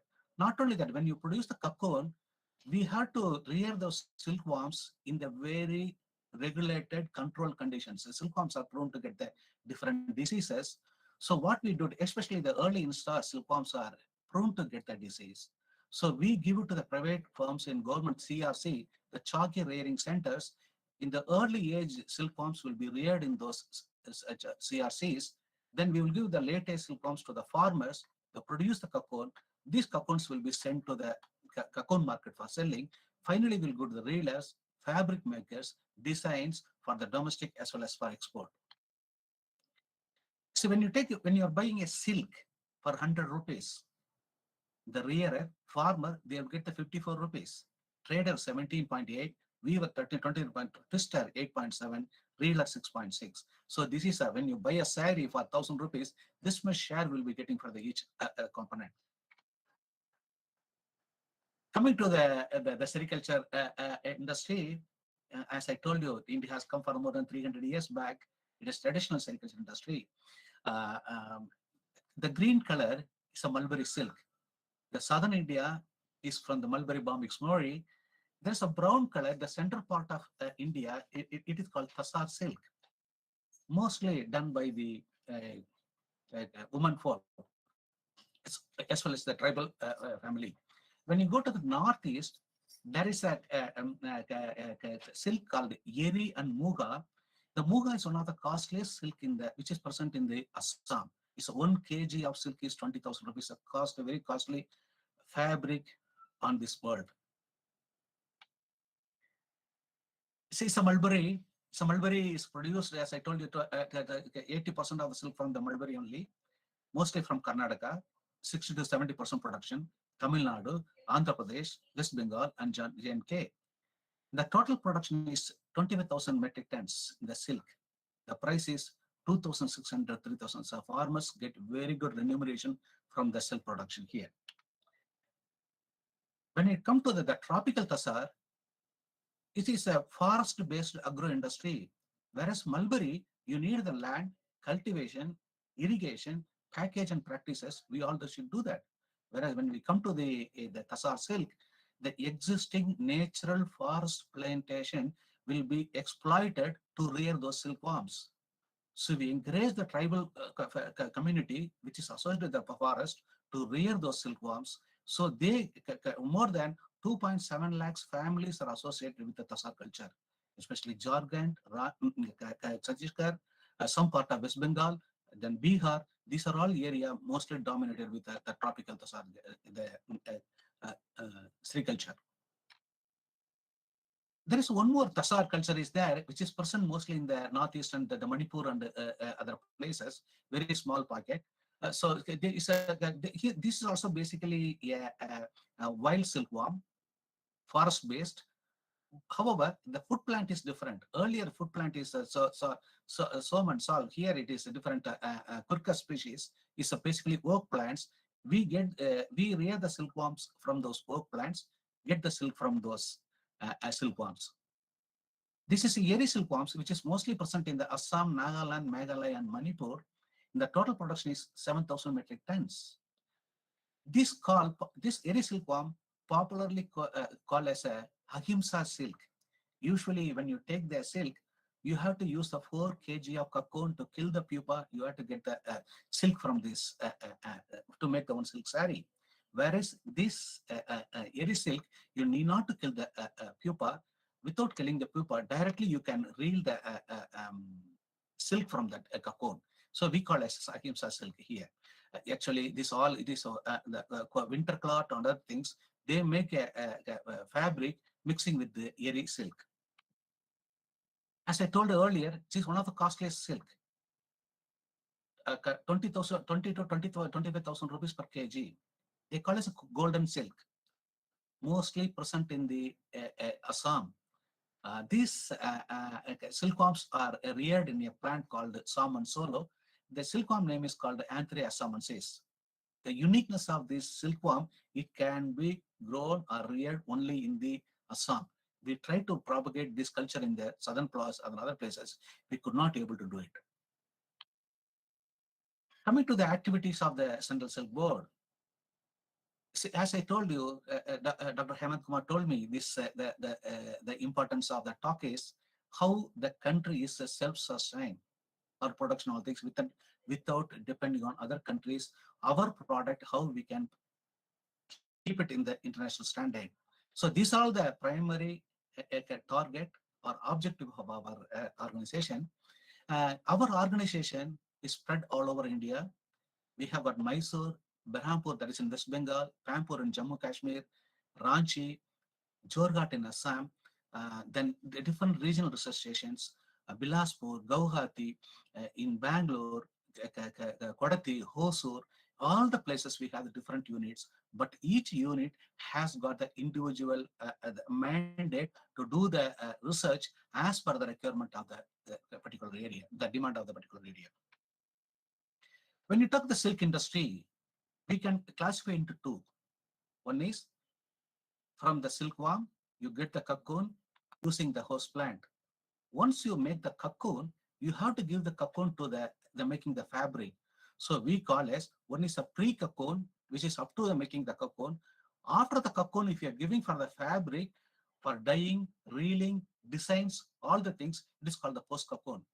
Central Silk Board is taking care of both pre-cocoon and the post-cocoon industry of this nation. So in the R&D, we have to need focus on the research and sericulture, both in post-cocoon sector, to become a Atmanirbhar. We need not to depend on other things.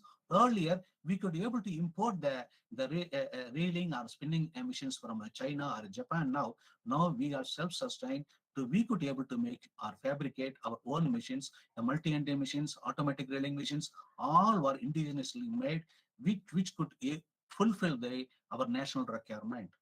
We have a collaborative project with other national international organizations to make it. We have developed IT tools and mobile apps for technology dissemination, warehousing, and facilitate the online platform, digitalization, the computerization CSB units. So not only the digitalization for the high-end research, even we'll give propagate the technology to the farmers. Any issues there, they will share the problem. We will then and there also will try to solve the problem using the research extension centers. Coming to the seed is a very important. That is, the silkworm eggs are very, very important material. Unless if you do not provide the quality seed or quality egg to the farmers, you cannot expect a good quality cocoons or good quality silk from those the farmers.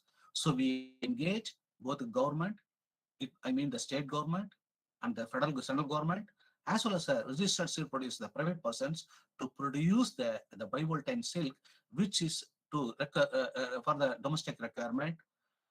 Once we give the responsibility to the private producers, so our duty to monitor the quality and the quantity of the seed production, whether the seeds or silkworms are disease-free, and to plan to transfer the commercial silkworm seed production centers to centering online registration for the seed productions. Once we are monitoring it, so the real-time monitoring it, how much that requirement is there in that farmer level, how much seed production is there, so all will be monitored by this Central Silk Board. Now, as I told you, domestic demand is bigger than our the production. So the raw silk production has increased from 30,000 to 38,000 metric tons using our own involvement. Import substitute, the bivoltine silk production increased from 5,260 to 8,500 metric tons. We have created the general employment for 15 lakhs excess. Earlier it was 85 lakhs, with 100 lakhs persons were involved in that. Mostly rural-based agro-industry. R&D input lead to increase in the raw silk productivity for 100 kg to 111 kg. So we have increased that. R&D input improved and it also is increased. This NDT is concerned about the silk, the quality and the production. The international grade is a 4A and above. So earlier our grade was only 2A or 3A, something there. Now due to the rigorous R&D activity, we could be able to make a 4 and above silk production there. Through R&D activity, we had developed the varieties of silkworms, varieties of the host plants. In the 1-year silk, what I told you, Tassar, Yeri, Muga, these are all wild silkworms, we generally call as a 1-year silkworms. We could develop the 1-year silkworms and breeds. We have developed the different cultivation technology practices, propagated the technologies to the end users, stakeholders, machines developed for the post-cocoon sectors. As I told you earlier it was imported machines. Now we could be able to make our own machine for the local demand. Technology is commercialized. Technology, these are all the things which happened during last 5-6 years. Due to the R&D activity of the Central Silk Board, with our indigenous R&D activities, which I want to highlight there, we could be able to substitute the raw silk import, mostly from silk, from 6,911 metric tons. Earlier we could be able to import it. Now we are slowly stopping the import of the raw silk. The seal production, same way, the egg productions, due to the rigorous R&D support, we could be able to increase the 548 from 462. It's a brief status of Indian silk and Anja. If the time is exceeded, kindly let me know that. Okay, status of Indian silk industry. Raw silk production trend. It was there in 2012-13, 23,000 metric tons.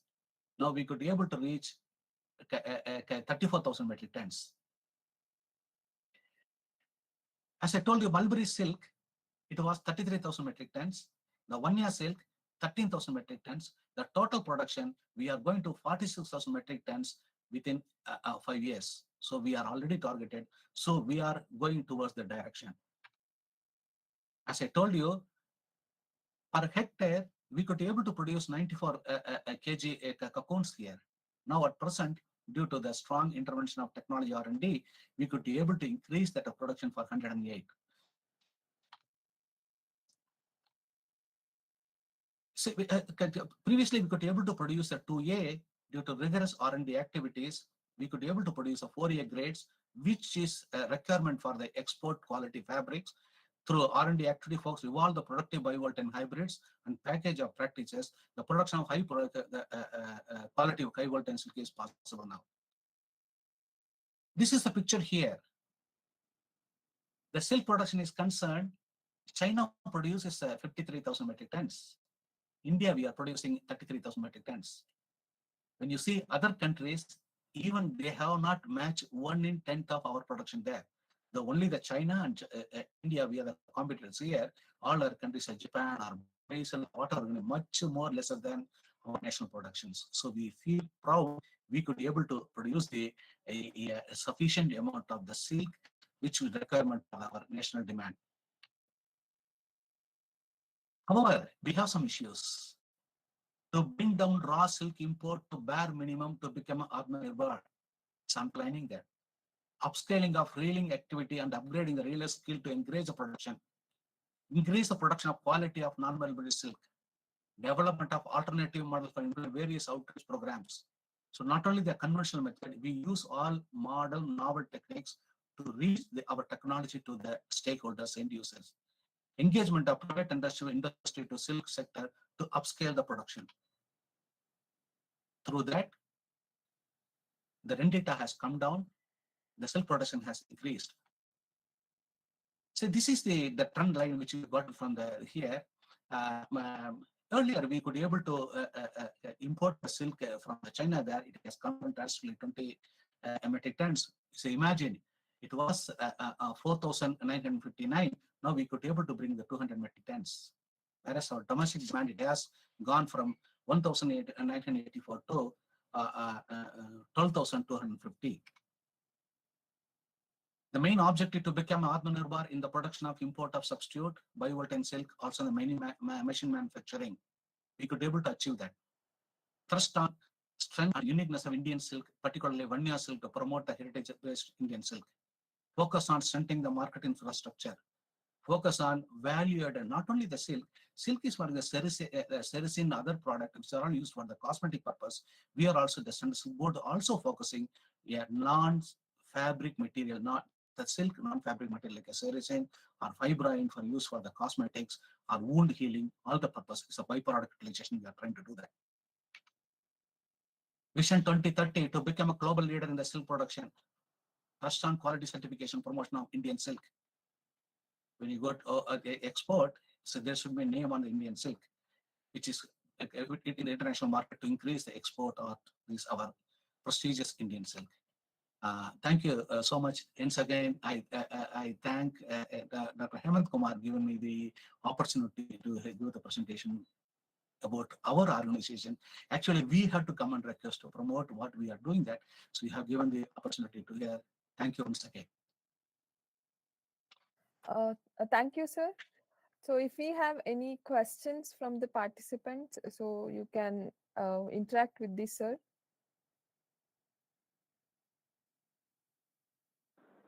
Madam, can we get slides of this? Sir, can you share the slides with the participants, sir? We have got some important statistical data there. I think we I'm removing those the statistical information I could able to share it. I'll be sending through mail. No problem. So no yes, problem. sir, you I'll can do that. Yes, sir. Thank you, sir. It was very interesting. Okay. So I wanted to have the slides. Sir. Thank you. Thank you very much, sir. No. Okay. Thank you, ma'am. What about the audio? You could able to hear it properly, ma'am?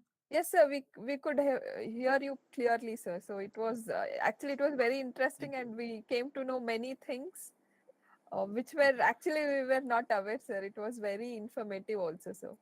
So any yes, voice was very... we should feel proud, ma'am. Yes, sir. Exactly. Kannada is a yes, sir. Okay. Any other? Thank you, ma'am. So more any other participants? Karnataka. Any other participants have your question? Sir, you told that Moga silk is a costliest silk, and it is called as a gold silk. Golden silk. Golden silk. So under what brand it is sold, sir? In the market, we have to ask Moga silk only, sir. Yes, ma'am. You can go to the Moga silk. You can ask. They will giving that. But the saree is very, very costly there. Instead of Kanda, you can buy a scarf or any other silk material made up of the Moga silk. One more thing which I got to tell you that, ma'am, like we have got the branded silk mark. There is a lot of adulteration in the silk. Yes, sir. Yes, sir. We have experienced it. They may call as this one. Please demand whether how the gold you have got the hallmark for the to check the gold quality. So silk also always you have to demand that fabric does it have a silk mark symbol. That is silk mark is provided by the Central Silk Board. We test those silk fabric. If any adulteration, we never used to give this one. Adulteration is very common in the silk. There is a lot of artificial silks are there. So it will be it will make a mark of that silk. So you have to demand. You can buy a Moga silk. Demand whether it has got the silk mark. Sir, there are a lot of fraud in the silk mark, sir, which we have experienced. Really, we have experienced once or twice, sir. So how do we know that it is the fraud one and it's a real one, sir? No, you mean the fraud in the silk mark or fraud in the fabric, ma'am? But I don't. Usually, you cannot. They cannot make a fraud. If anything is there, they are making. Let me complete, ma'am. If they make a fabricated the silk mark, they will be penalized under criminal offense. They cannot able to make it. However, without silk mark, they can sell the silk material as a silk with the 50% non-silk material, then 50% as a silk material, they can sell it. But once if the fabric having the silk mark is provided by our Central Silk Board, ma'am. They cannot make their own silk mark. Yes, sir. Yes. Okay, Of sir. course, We'll I agree. There is adulteration in the silk. Yes, sir. But Thank you, sir. I strongly urge you or request you, please go to the government, the silk emporium, and you can buy a good material from there. There you'll get reasonably a good quality silk fabric and saree. Yes, Thank sir. you. That's what we visit Mysore, this, sir, and we buy there only. Thank sir. you. So one more thing, we feel proud. The silk board is sustaining, especially in India. As the first slide I told you, India is a maximum the silk consumer, #1 in the world. It's all because of you, madam. All our auspicious, the functions you wear the silk sarees. I request you, all our sisters and all the things, please kindly wear the silk fabric during important function and promote our silk fabric, ma'am. Okay, sir. Thank That you, is sir. my last line. Thank you. Thank you so much. Thank you, sir. Definitely we'll do that, sir. Actually, probably all the ladies over here will definitely support our silk Sure. products here. So thank you so much, sir, for being with us and giving the enormous information with respect to the silk and the silk technologies. Thank you, sir. Dear participants, with this, actually, we would had our last speaker, Dr. Narayan CK from IIHR, but due to some busy schedule, he couldn't make it to available himself to this webinar. So with this, I think we are at the end of this webinar of this month. Yeah, for sure. Gayan men also, even you can have your silk dhotis and whatever that shalya and all. For sure. Sorry, because I am a girl. So I thought of only saris, not about the dhotis. For sure, sir, all, including men, will support our silk, which is geographical indication also could represent. Yeah. Thank you. The major consumers are women, ma'am. Yeah, so that's why I said all the women. Proud. Anyhow, I don't want to hurt Recently, even madam, Gayan. Recently, I have seen on YouTube in UK, there is a big demand for the Mysore silk. They have separate shops are there. There's a lot of demand for those Mysore silks. Though they have moved abroad, still they keep our tradition, man. They didn't change their tradition, whatever they kept it. It's okay. Yes, sir. Thank you. Yeah. Thank you so Thank much. you, sir. One more thing. We have got second thing, ma'am. We have got our museum and other things, sir. Even publics are invited to visit those places. Before coming there, please call me. I will make the program to come and see our museum. Sure, sir. Then you will see the different type of fabrics, not only sarees. You told it all the silk material will be displaying that. It's a free of cost. You need not to pay any money there. In addition to that, the Silkmar and the Central Silk Board, we conduct some of the exhibitions, ma'am. There also is a free of cost. So need not to pay any money there. You are all encouraged to come and see that those are materials. Okay, thank you. Sure, thank sir. you. Thank you, sir. Somebody's asking, thank you kindly. It is in the Central Silk Board. Central Silk Board famous for not only for the silk, hectic traffic jam, ma'am. Probably you are in the other part information of are you may aware, be knowing that the Central Silk Board always famous for that the traffic jam. Somebody asked the question there, where is the museum here? It is in the even if you are coming as an institution, if you are coming there, we will demonstrate how we are taking the silk from the cocoon, how we are making the fabric, weaving, knitting, everything we are going to demonstrate. If you are coming in the institution, you have to write a letter to the director, then we will give the permission, madam. We will give the permission. So due to the COVID, last 2 years, we have closed all our activities. Now we have opened that. We'll be happy to. Somebody asked a question here now. Yes, so where is the location of this one? That is the answer for a particular person, ma'am. Please come. Please come. Madam, thank you. How do we get the certificate? Ma'am, the certificate will be sent to your registered email ID, ma'am. Okay, thank you. Yeah, with this, I thank all the speakers who and all the participants who had made this Vigyan Utsav on Atmanirbhar Bharat and industry a very successful. So thank you all, and we will be concluding our Vigyan Utsav program in the next month with respect to the theme intellectual property rights. I wish the same support what you have extended for us from the last 10 months, and we wish we have a enormous number of participation in our next concluding session of Vigyan Utsav IPR. So thank you all the participants. We have posted our certificate link in our chat box.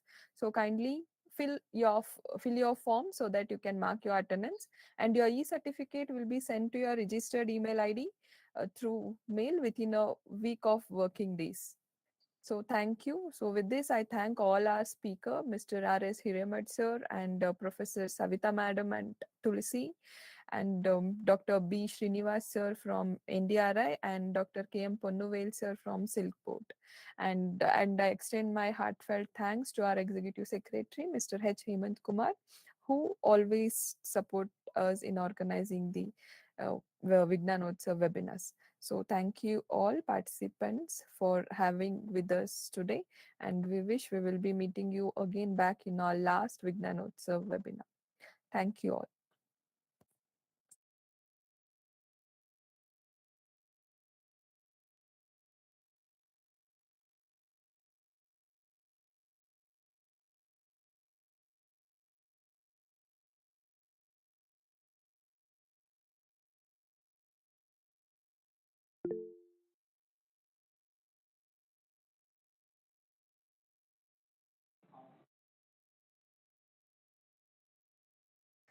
Satish, do you have any question?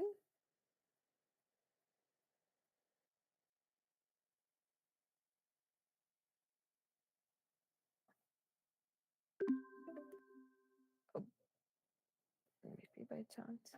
Satish, you raised your hand. Do you have any question?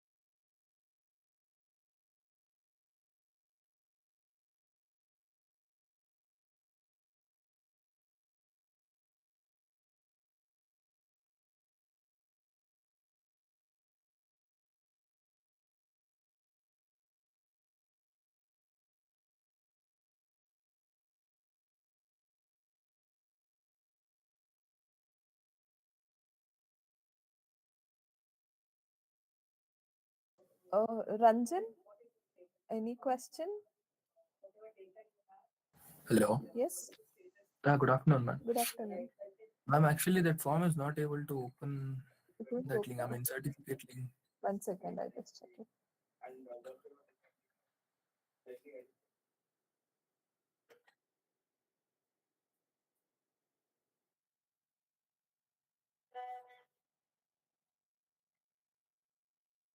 It's working, Ranjan, because we have already received too many applications, means too many registrations. So it's working. You just try with another Chrome.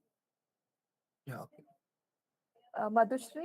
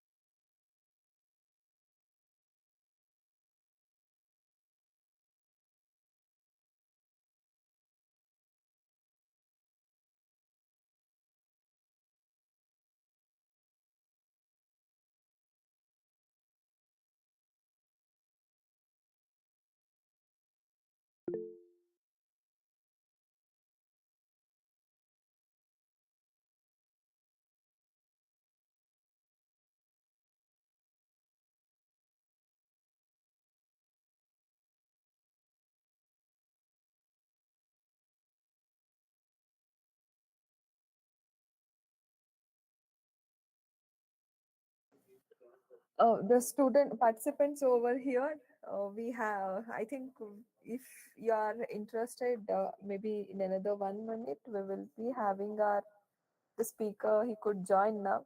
So I could wish that you could extend your support in hearing him. So maybe he could join in another 2 minutes.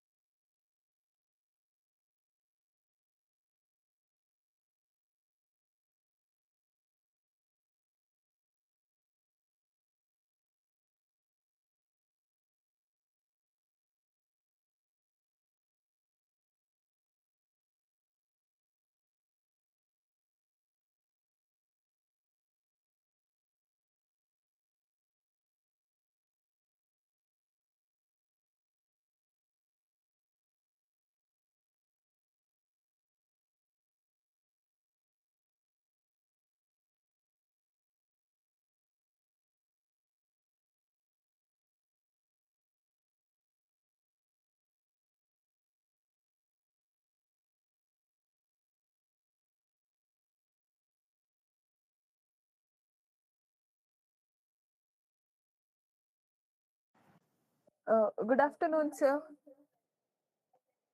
Sir, you are not audible, sir. Now am I audible? Yes, sir. Yes, sir. Yeah. You are audible now, sir. So the participants, we have our last speaker of the webinar, Dr. Narayan CK from IIHR Bangalore. He is working in IIHR Bangalore as a principal scientist. Today he will be giving information on horticultural technologies for ICAR, IIHR for Atmanirbhar Bharat. Over to you, sir. Thank you very much, madam. Just tell me if my screen is visible. Yes, sir. One second.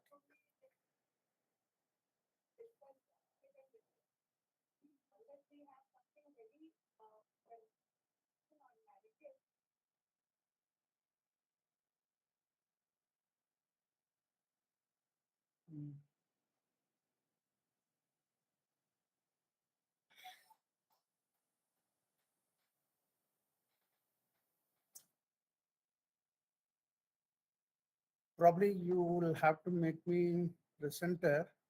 1 second, sir. I just check. So it's allowed now. You can share now, sir.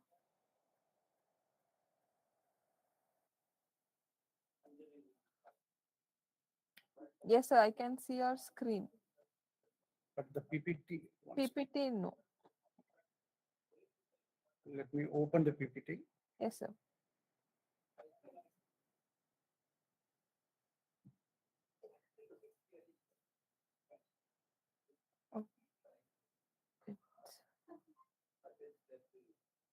Oh, it's stop presentation. Yeah, I'm opening again. Okay. Huh.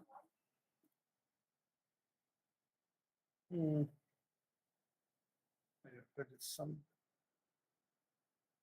PPT screen is not opening. 1 second. Yeah, now I can.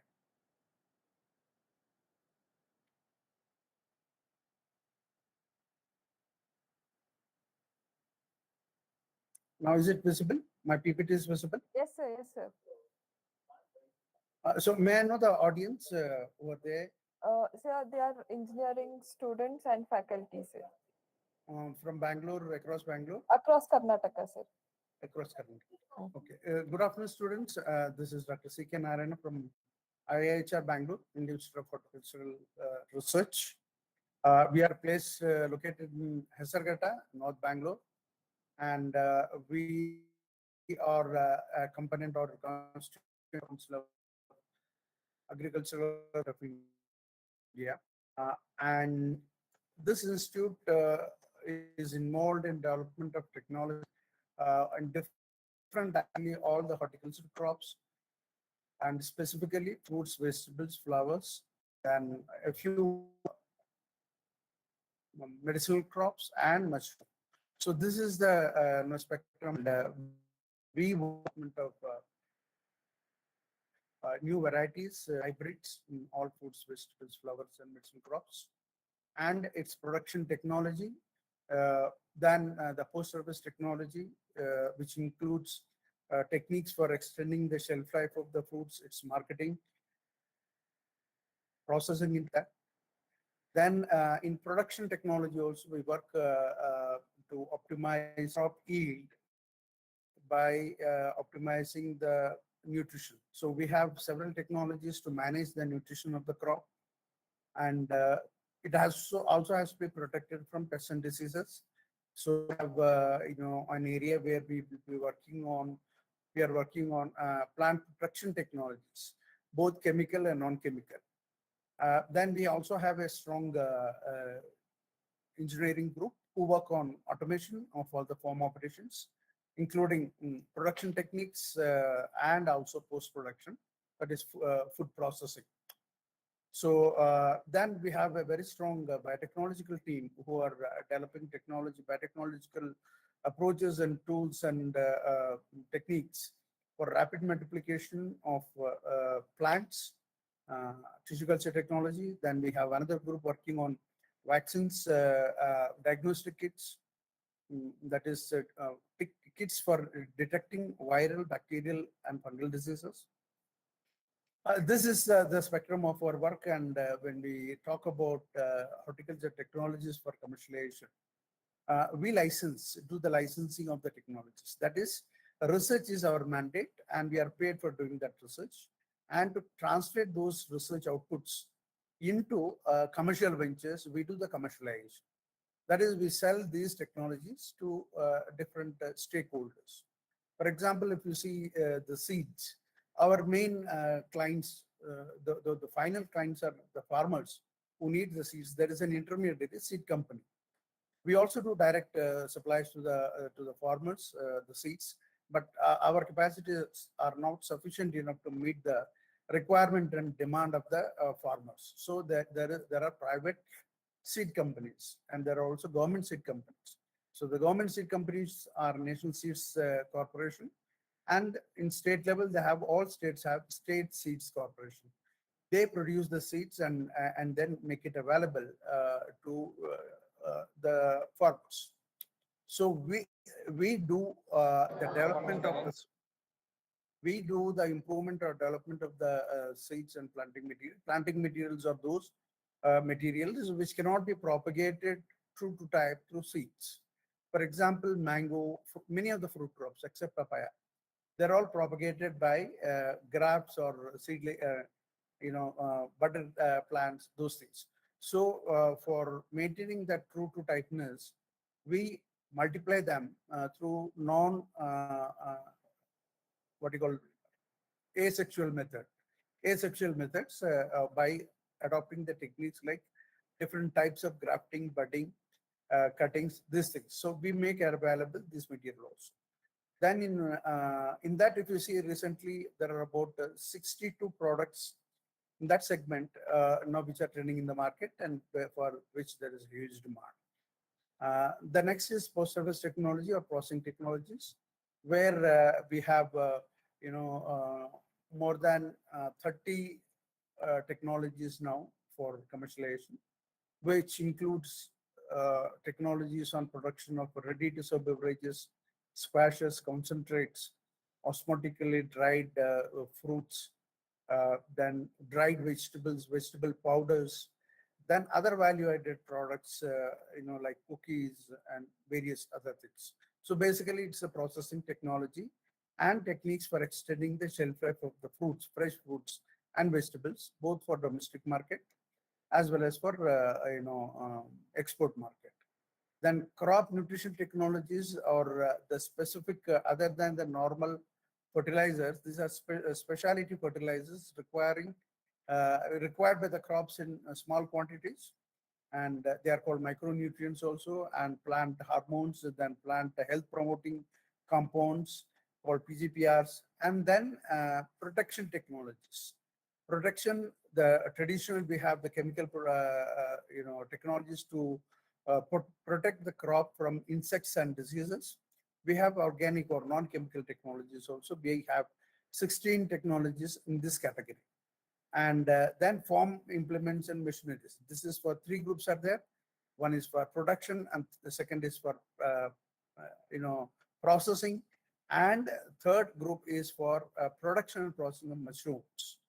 So being maybe agri clinics for detecting or identifying the kind of disease. So to show a few in each category, I'll just run fast through some of these slides. When you talk about hybrids, some of the crops, we are working on more than 30 different vegetables. Important ones I'm showing, not all of them. Tomato, we have Varka Samrat, which is a high yielding variety, and it has got resistance to 3 diseases. And normally when you grow a traditional variety of tomato, it needs to be sprayed with different kinds of fungicides and bactericides to prevent the diseases caused by bacteria and fungus. This variety, through biotechnological means, gene pyramiding and all that, the resistance has been built into this variety, besides having higher yield capacity. So this will yield up to 60 to 70 tons per hectare. It has gone even up to 100 tons per hectare in case of where farmers have tried it.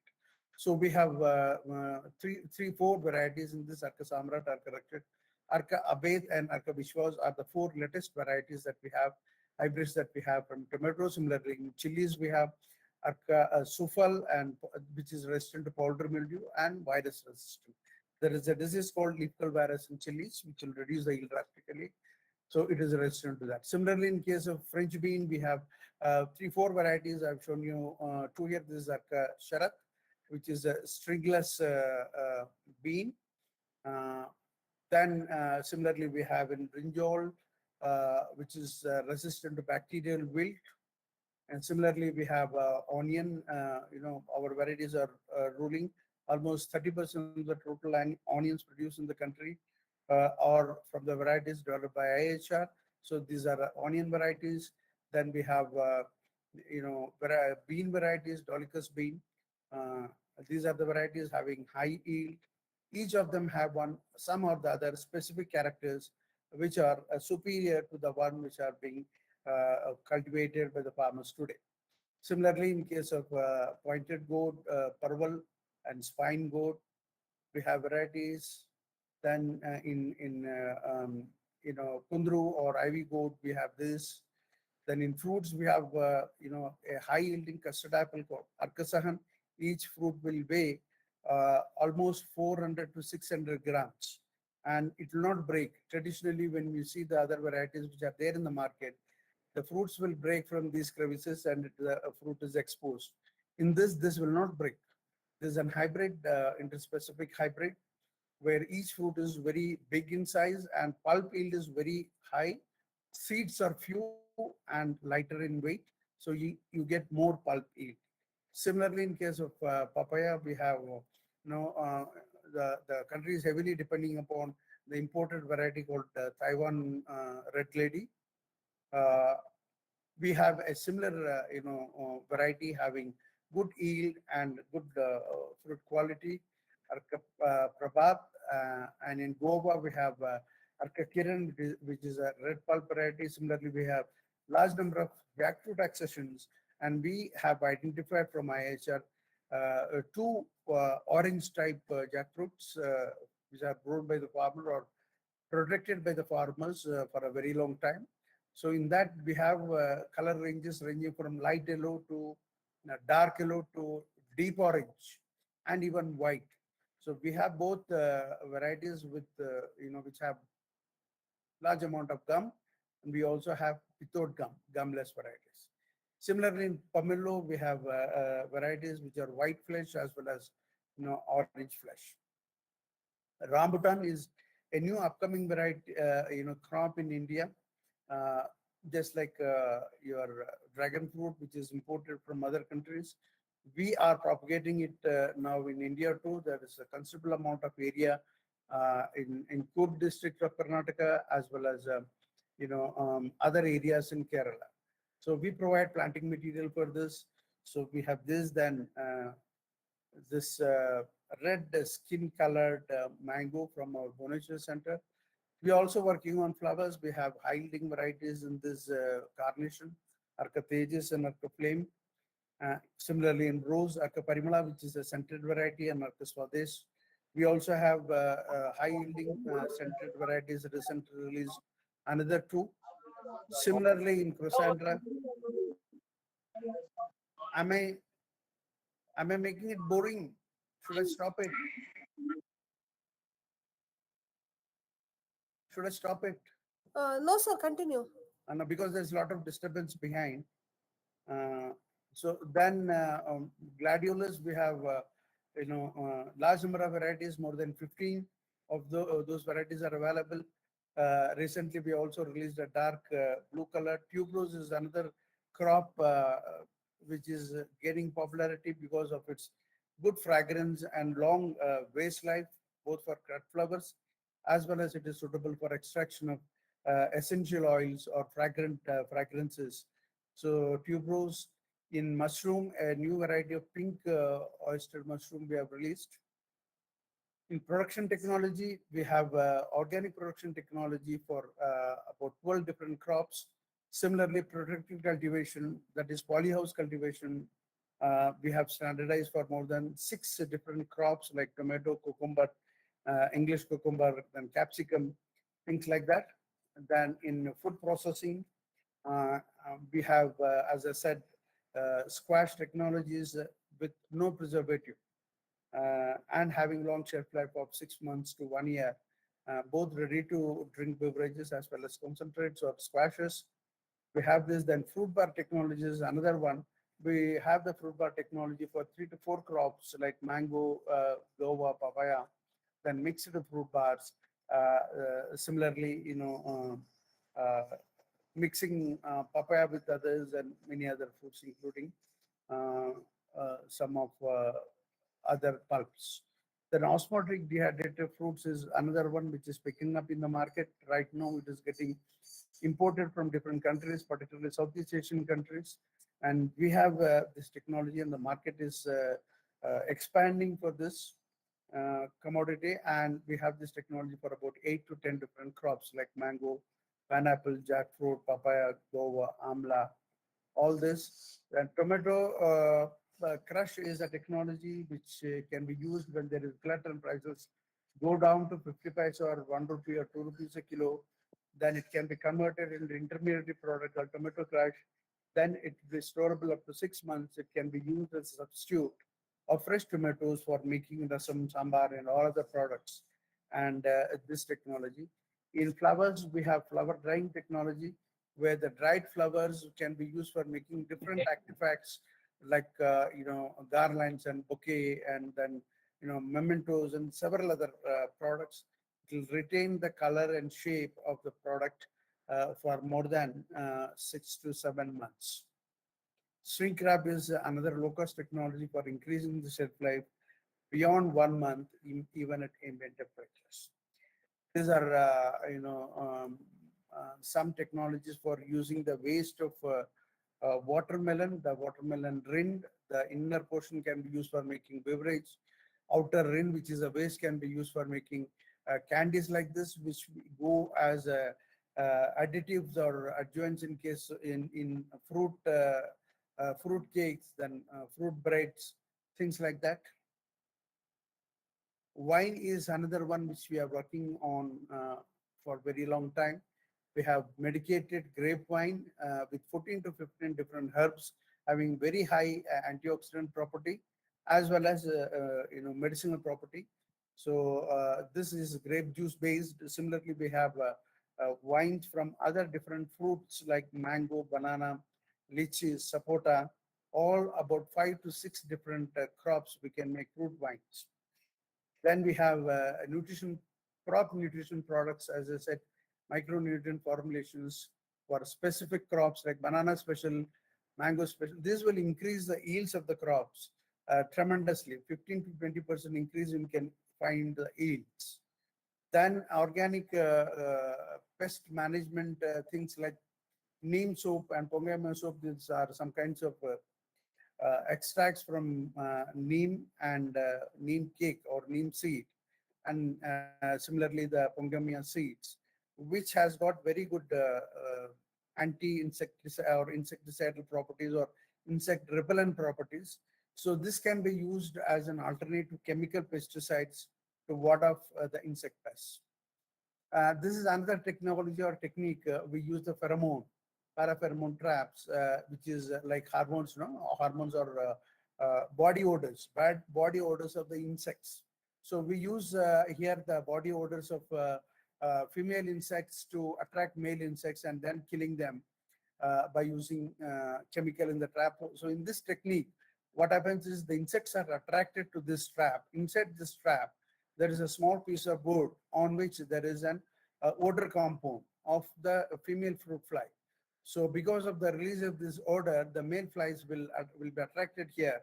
And in this, once they're inside, they cannot go out. They will get trapped and then they will die. Sometimes we use a chemical also in this, so that because of the chemical fumes or chemical in the box, the insects will die. So advantage here is we don't apply any insecticide onto the tree or crop. Instead, they are trapped here and killed. So this is pheromone trap technology. Similarly, we use LED lights for trapping the insects. So certain kinds of wavelengths will attract the insect towards the trap, and in the trap, the light trap, there's no chemical but only light. Looking at that particular wavelength of the light, the specific insects get attracted to it, and then they will die inside the trap. So light traps, these are the non-chemical methods of things what we have. Then another segment is your microbial consortia, which are plant health promoters. Here, most of the times we apply chemicals or fertilizers to the crop to improve its nutrition. But most often, particularly Indian soils are found rich in potassium and zinc, phosphorus and zinc. So we apply huge quantities of phosphorus in spite of its presence in the soil, because the form in which it is present in the soil is not available to the plant. It is not readily absorbed by the plant. So we develop the microbial consortiums which will mobilize or make it soluble. The fixed phosphate in the soil will be mobilized or solubilized. Similarly, the zinc which is fixed in the zinc as zinc sulfate in the soil will be mobilized and made into a mobile form by the microbial enzymes. So we put these microbes into a carrier which normally is lignite or any other inert material, and then when we apply that to the soil, it will mobilize the nutrients that are available in the soil in the fixed form and make it soluble and mobilize and make it in an available form to the crop. So that will reduce the cost of cultivation, because you don't have to have or apply more of phosphorus and zinc fertilizers. So this will reduce the cost of cultivation, increase the income of the farmers. Similarly, in nurseries, it will increase the vigor of the seedling, increase the seed germination percentage. So the overall fertilizer consumption is brought down by 25 to 30% by using that. Similarly, we developed another consortium where the fermentation or composting. So Arca decomposter is the name of that product. So Arca decomposter will help in producing the in converting the cocoa peat into cocoa coir pith into cocoa peat by reducing the time required for its fermentation. So normally it takes more than 2 months, and 2 to 3 months. This has been reduced to 1.5 months by using the microbial consortium that has been developed by using beneficial microbes. Similarly, for sealer cum healer is a chemical compound with a base for controlling the borer problem in perennial tree crops like mango and pomegranate and tree crops. So this kind of grubs are found which will bore and make a hole in the tree, and then over a period of time the tree will dry because of blockage or improper absorption of nutrients and water from the soil. So these kinds of products, these are all the different kinds of technologies that are available, research products or research outcome which can be taken up as a enterprise by young and people who are interested in entrepreneurship. Similarly, this is another microbial consortium which will increase the suppress the diseases in the seeds and help in its vigorous seedling growth. So it's called Seed Pro. It is basically used for seed coating, so that vegetable seeds, when they're coated with this, it will improve the seedling vigor and seedling biomass. Biopesticides is basically for control of soil-borne insects like nematodes, which will harbor in the root and they block the vessels in the root, because of which the plant growth will be hampered, and over a period of time they will dry. So to kill these insects non-chemically, we use these microbes. So these are Pseudomonas fluorescens, trichoderma. These are different kinds of bacteria which will kill these insects. So this is again a biocontrol or biopesticide for control of soil-borne insects. You can see its effect when we apply this one to the soil. You can see the affected one, and when you apply the root growth, improvement in the root growth, you can see here. So these are other products that are available for commercialization from IHR. And then in biotechnology, we have micropropagation techniques for banana, for gerbera, anthurium, orchids. For tuberose, then there is a triploid watermelon. Triploid watermelon means it cannot be propagated through seeds. The seeds in triploids are sterile. They will not germinate and give a seedling. So propagation of that one is a problem. It can only be propagated through non-seed, without seed method, by cuttings and other things. So we have come up with the technology of multiplying it through tissue culture. So triplet watermelon multiplication technology, and similarly for pointed gourd, and Hipastrum is another flowering plant. So these are all the technologies that are available for startup companies who want to take up horticulture technology or agriculture related technologies. Then we also do incubation. Bestort is an incubation startup support provided on campus at IIHR. Now, for most of the technologies which I listed now in different slides, they can be companies or industries or startups can be started based on those technologies right from our campus. So for this, we provide support for you to start your enterprise or business from our campus by taking the technology from institute, and we provide the space and technical hand-holding, and we do that through the Bestort. We also support people, particularly people who are having engineering background, and if they have any idea to develop, whether it's an app or a sensor-based detection device, maybe for disease identification or various other things. Just now, before coming here, I was delayed because we had a meeting with the delegation from Australia who were looking to India for sensor-based technologies in agriculture. So you may be having an expertise in development of sensors, being engineering graduates, maybe pH sensors or moisture sensors or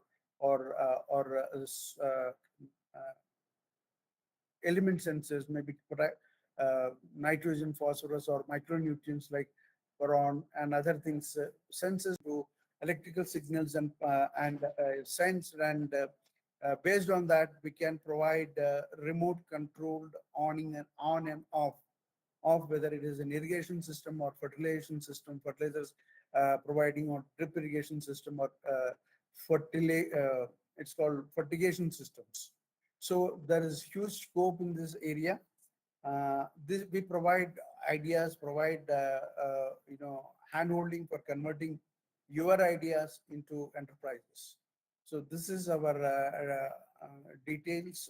You can reach out here by sending a mail to our email, and now this idea has changed. Now it is www.bestort.in. You can visit this website. I'll change this. This is our Gmail ID, and our website is in a couple of days it will be fully operational, and now you can access it, but details will not be available. This is our web.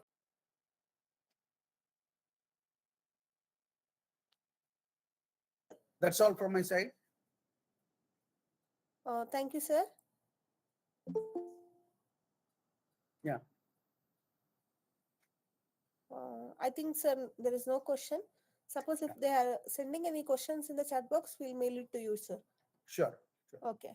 Thank you, sir. Thank you for coming for the Vigyan Utsav and making this as a very grateful event. Thank you so much. Thank you all the participants for participating in the program. Thank you, sir. Thank you. Thank you, everyone.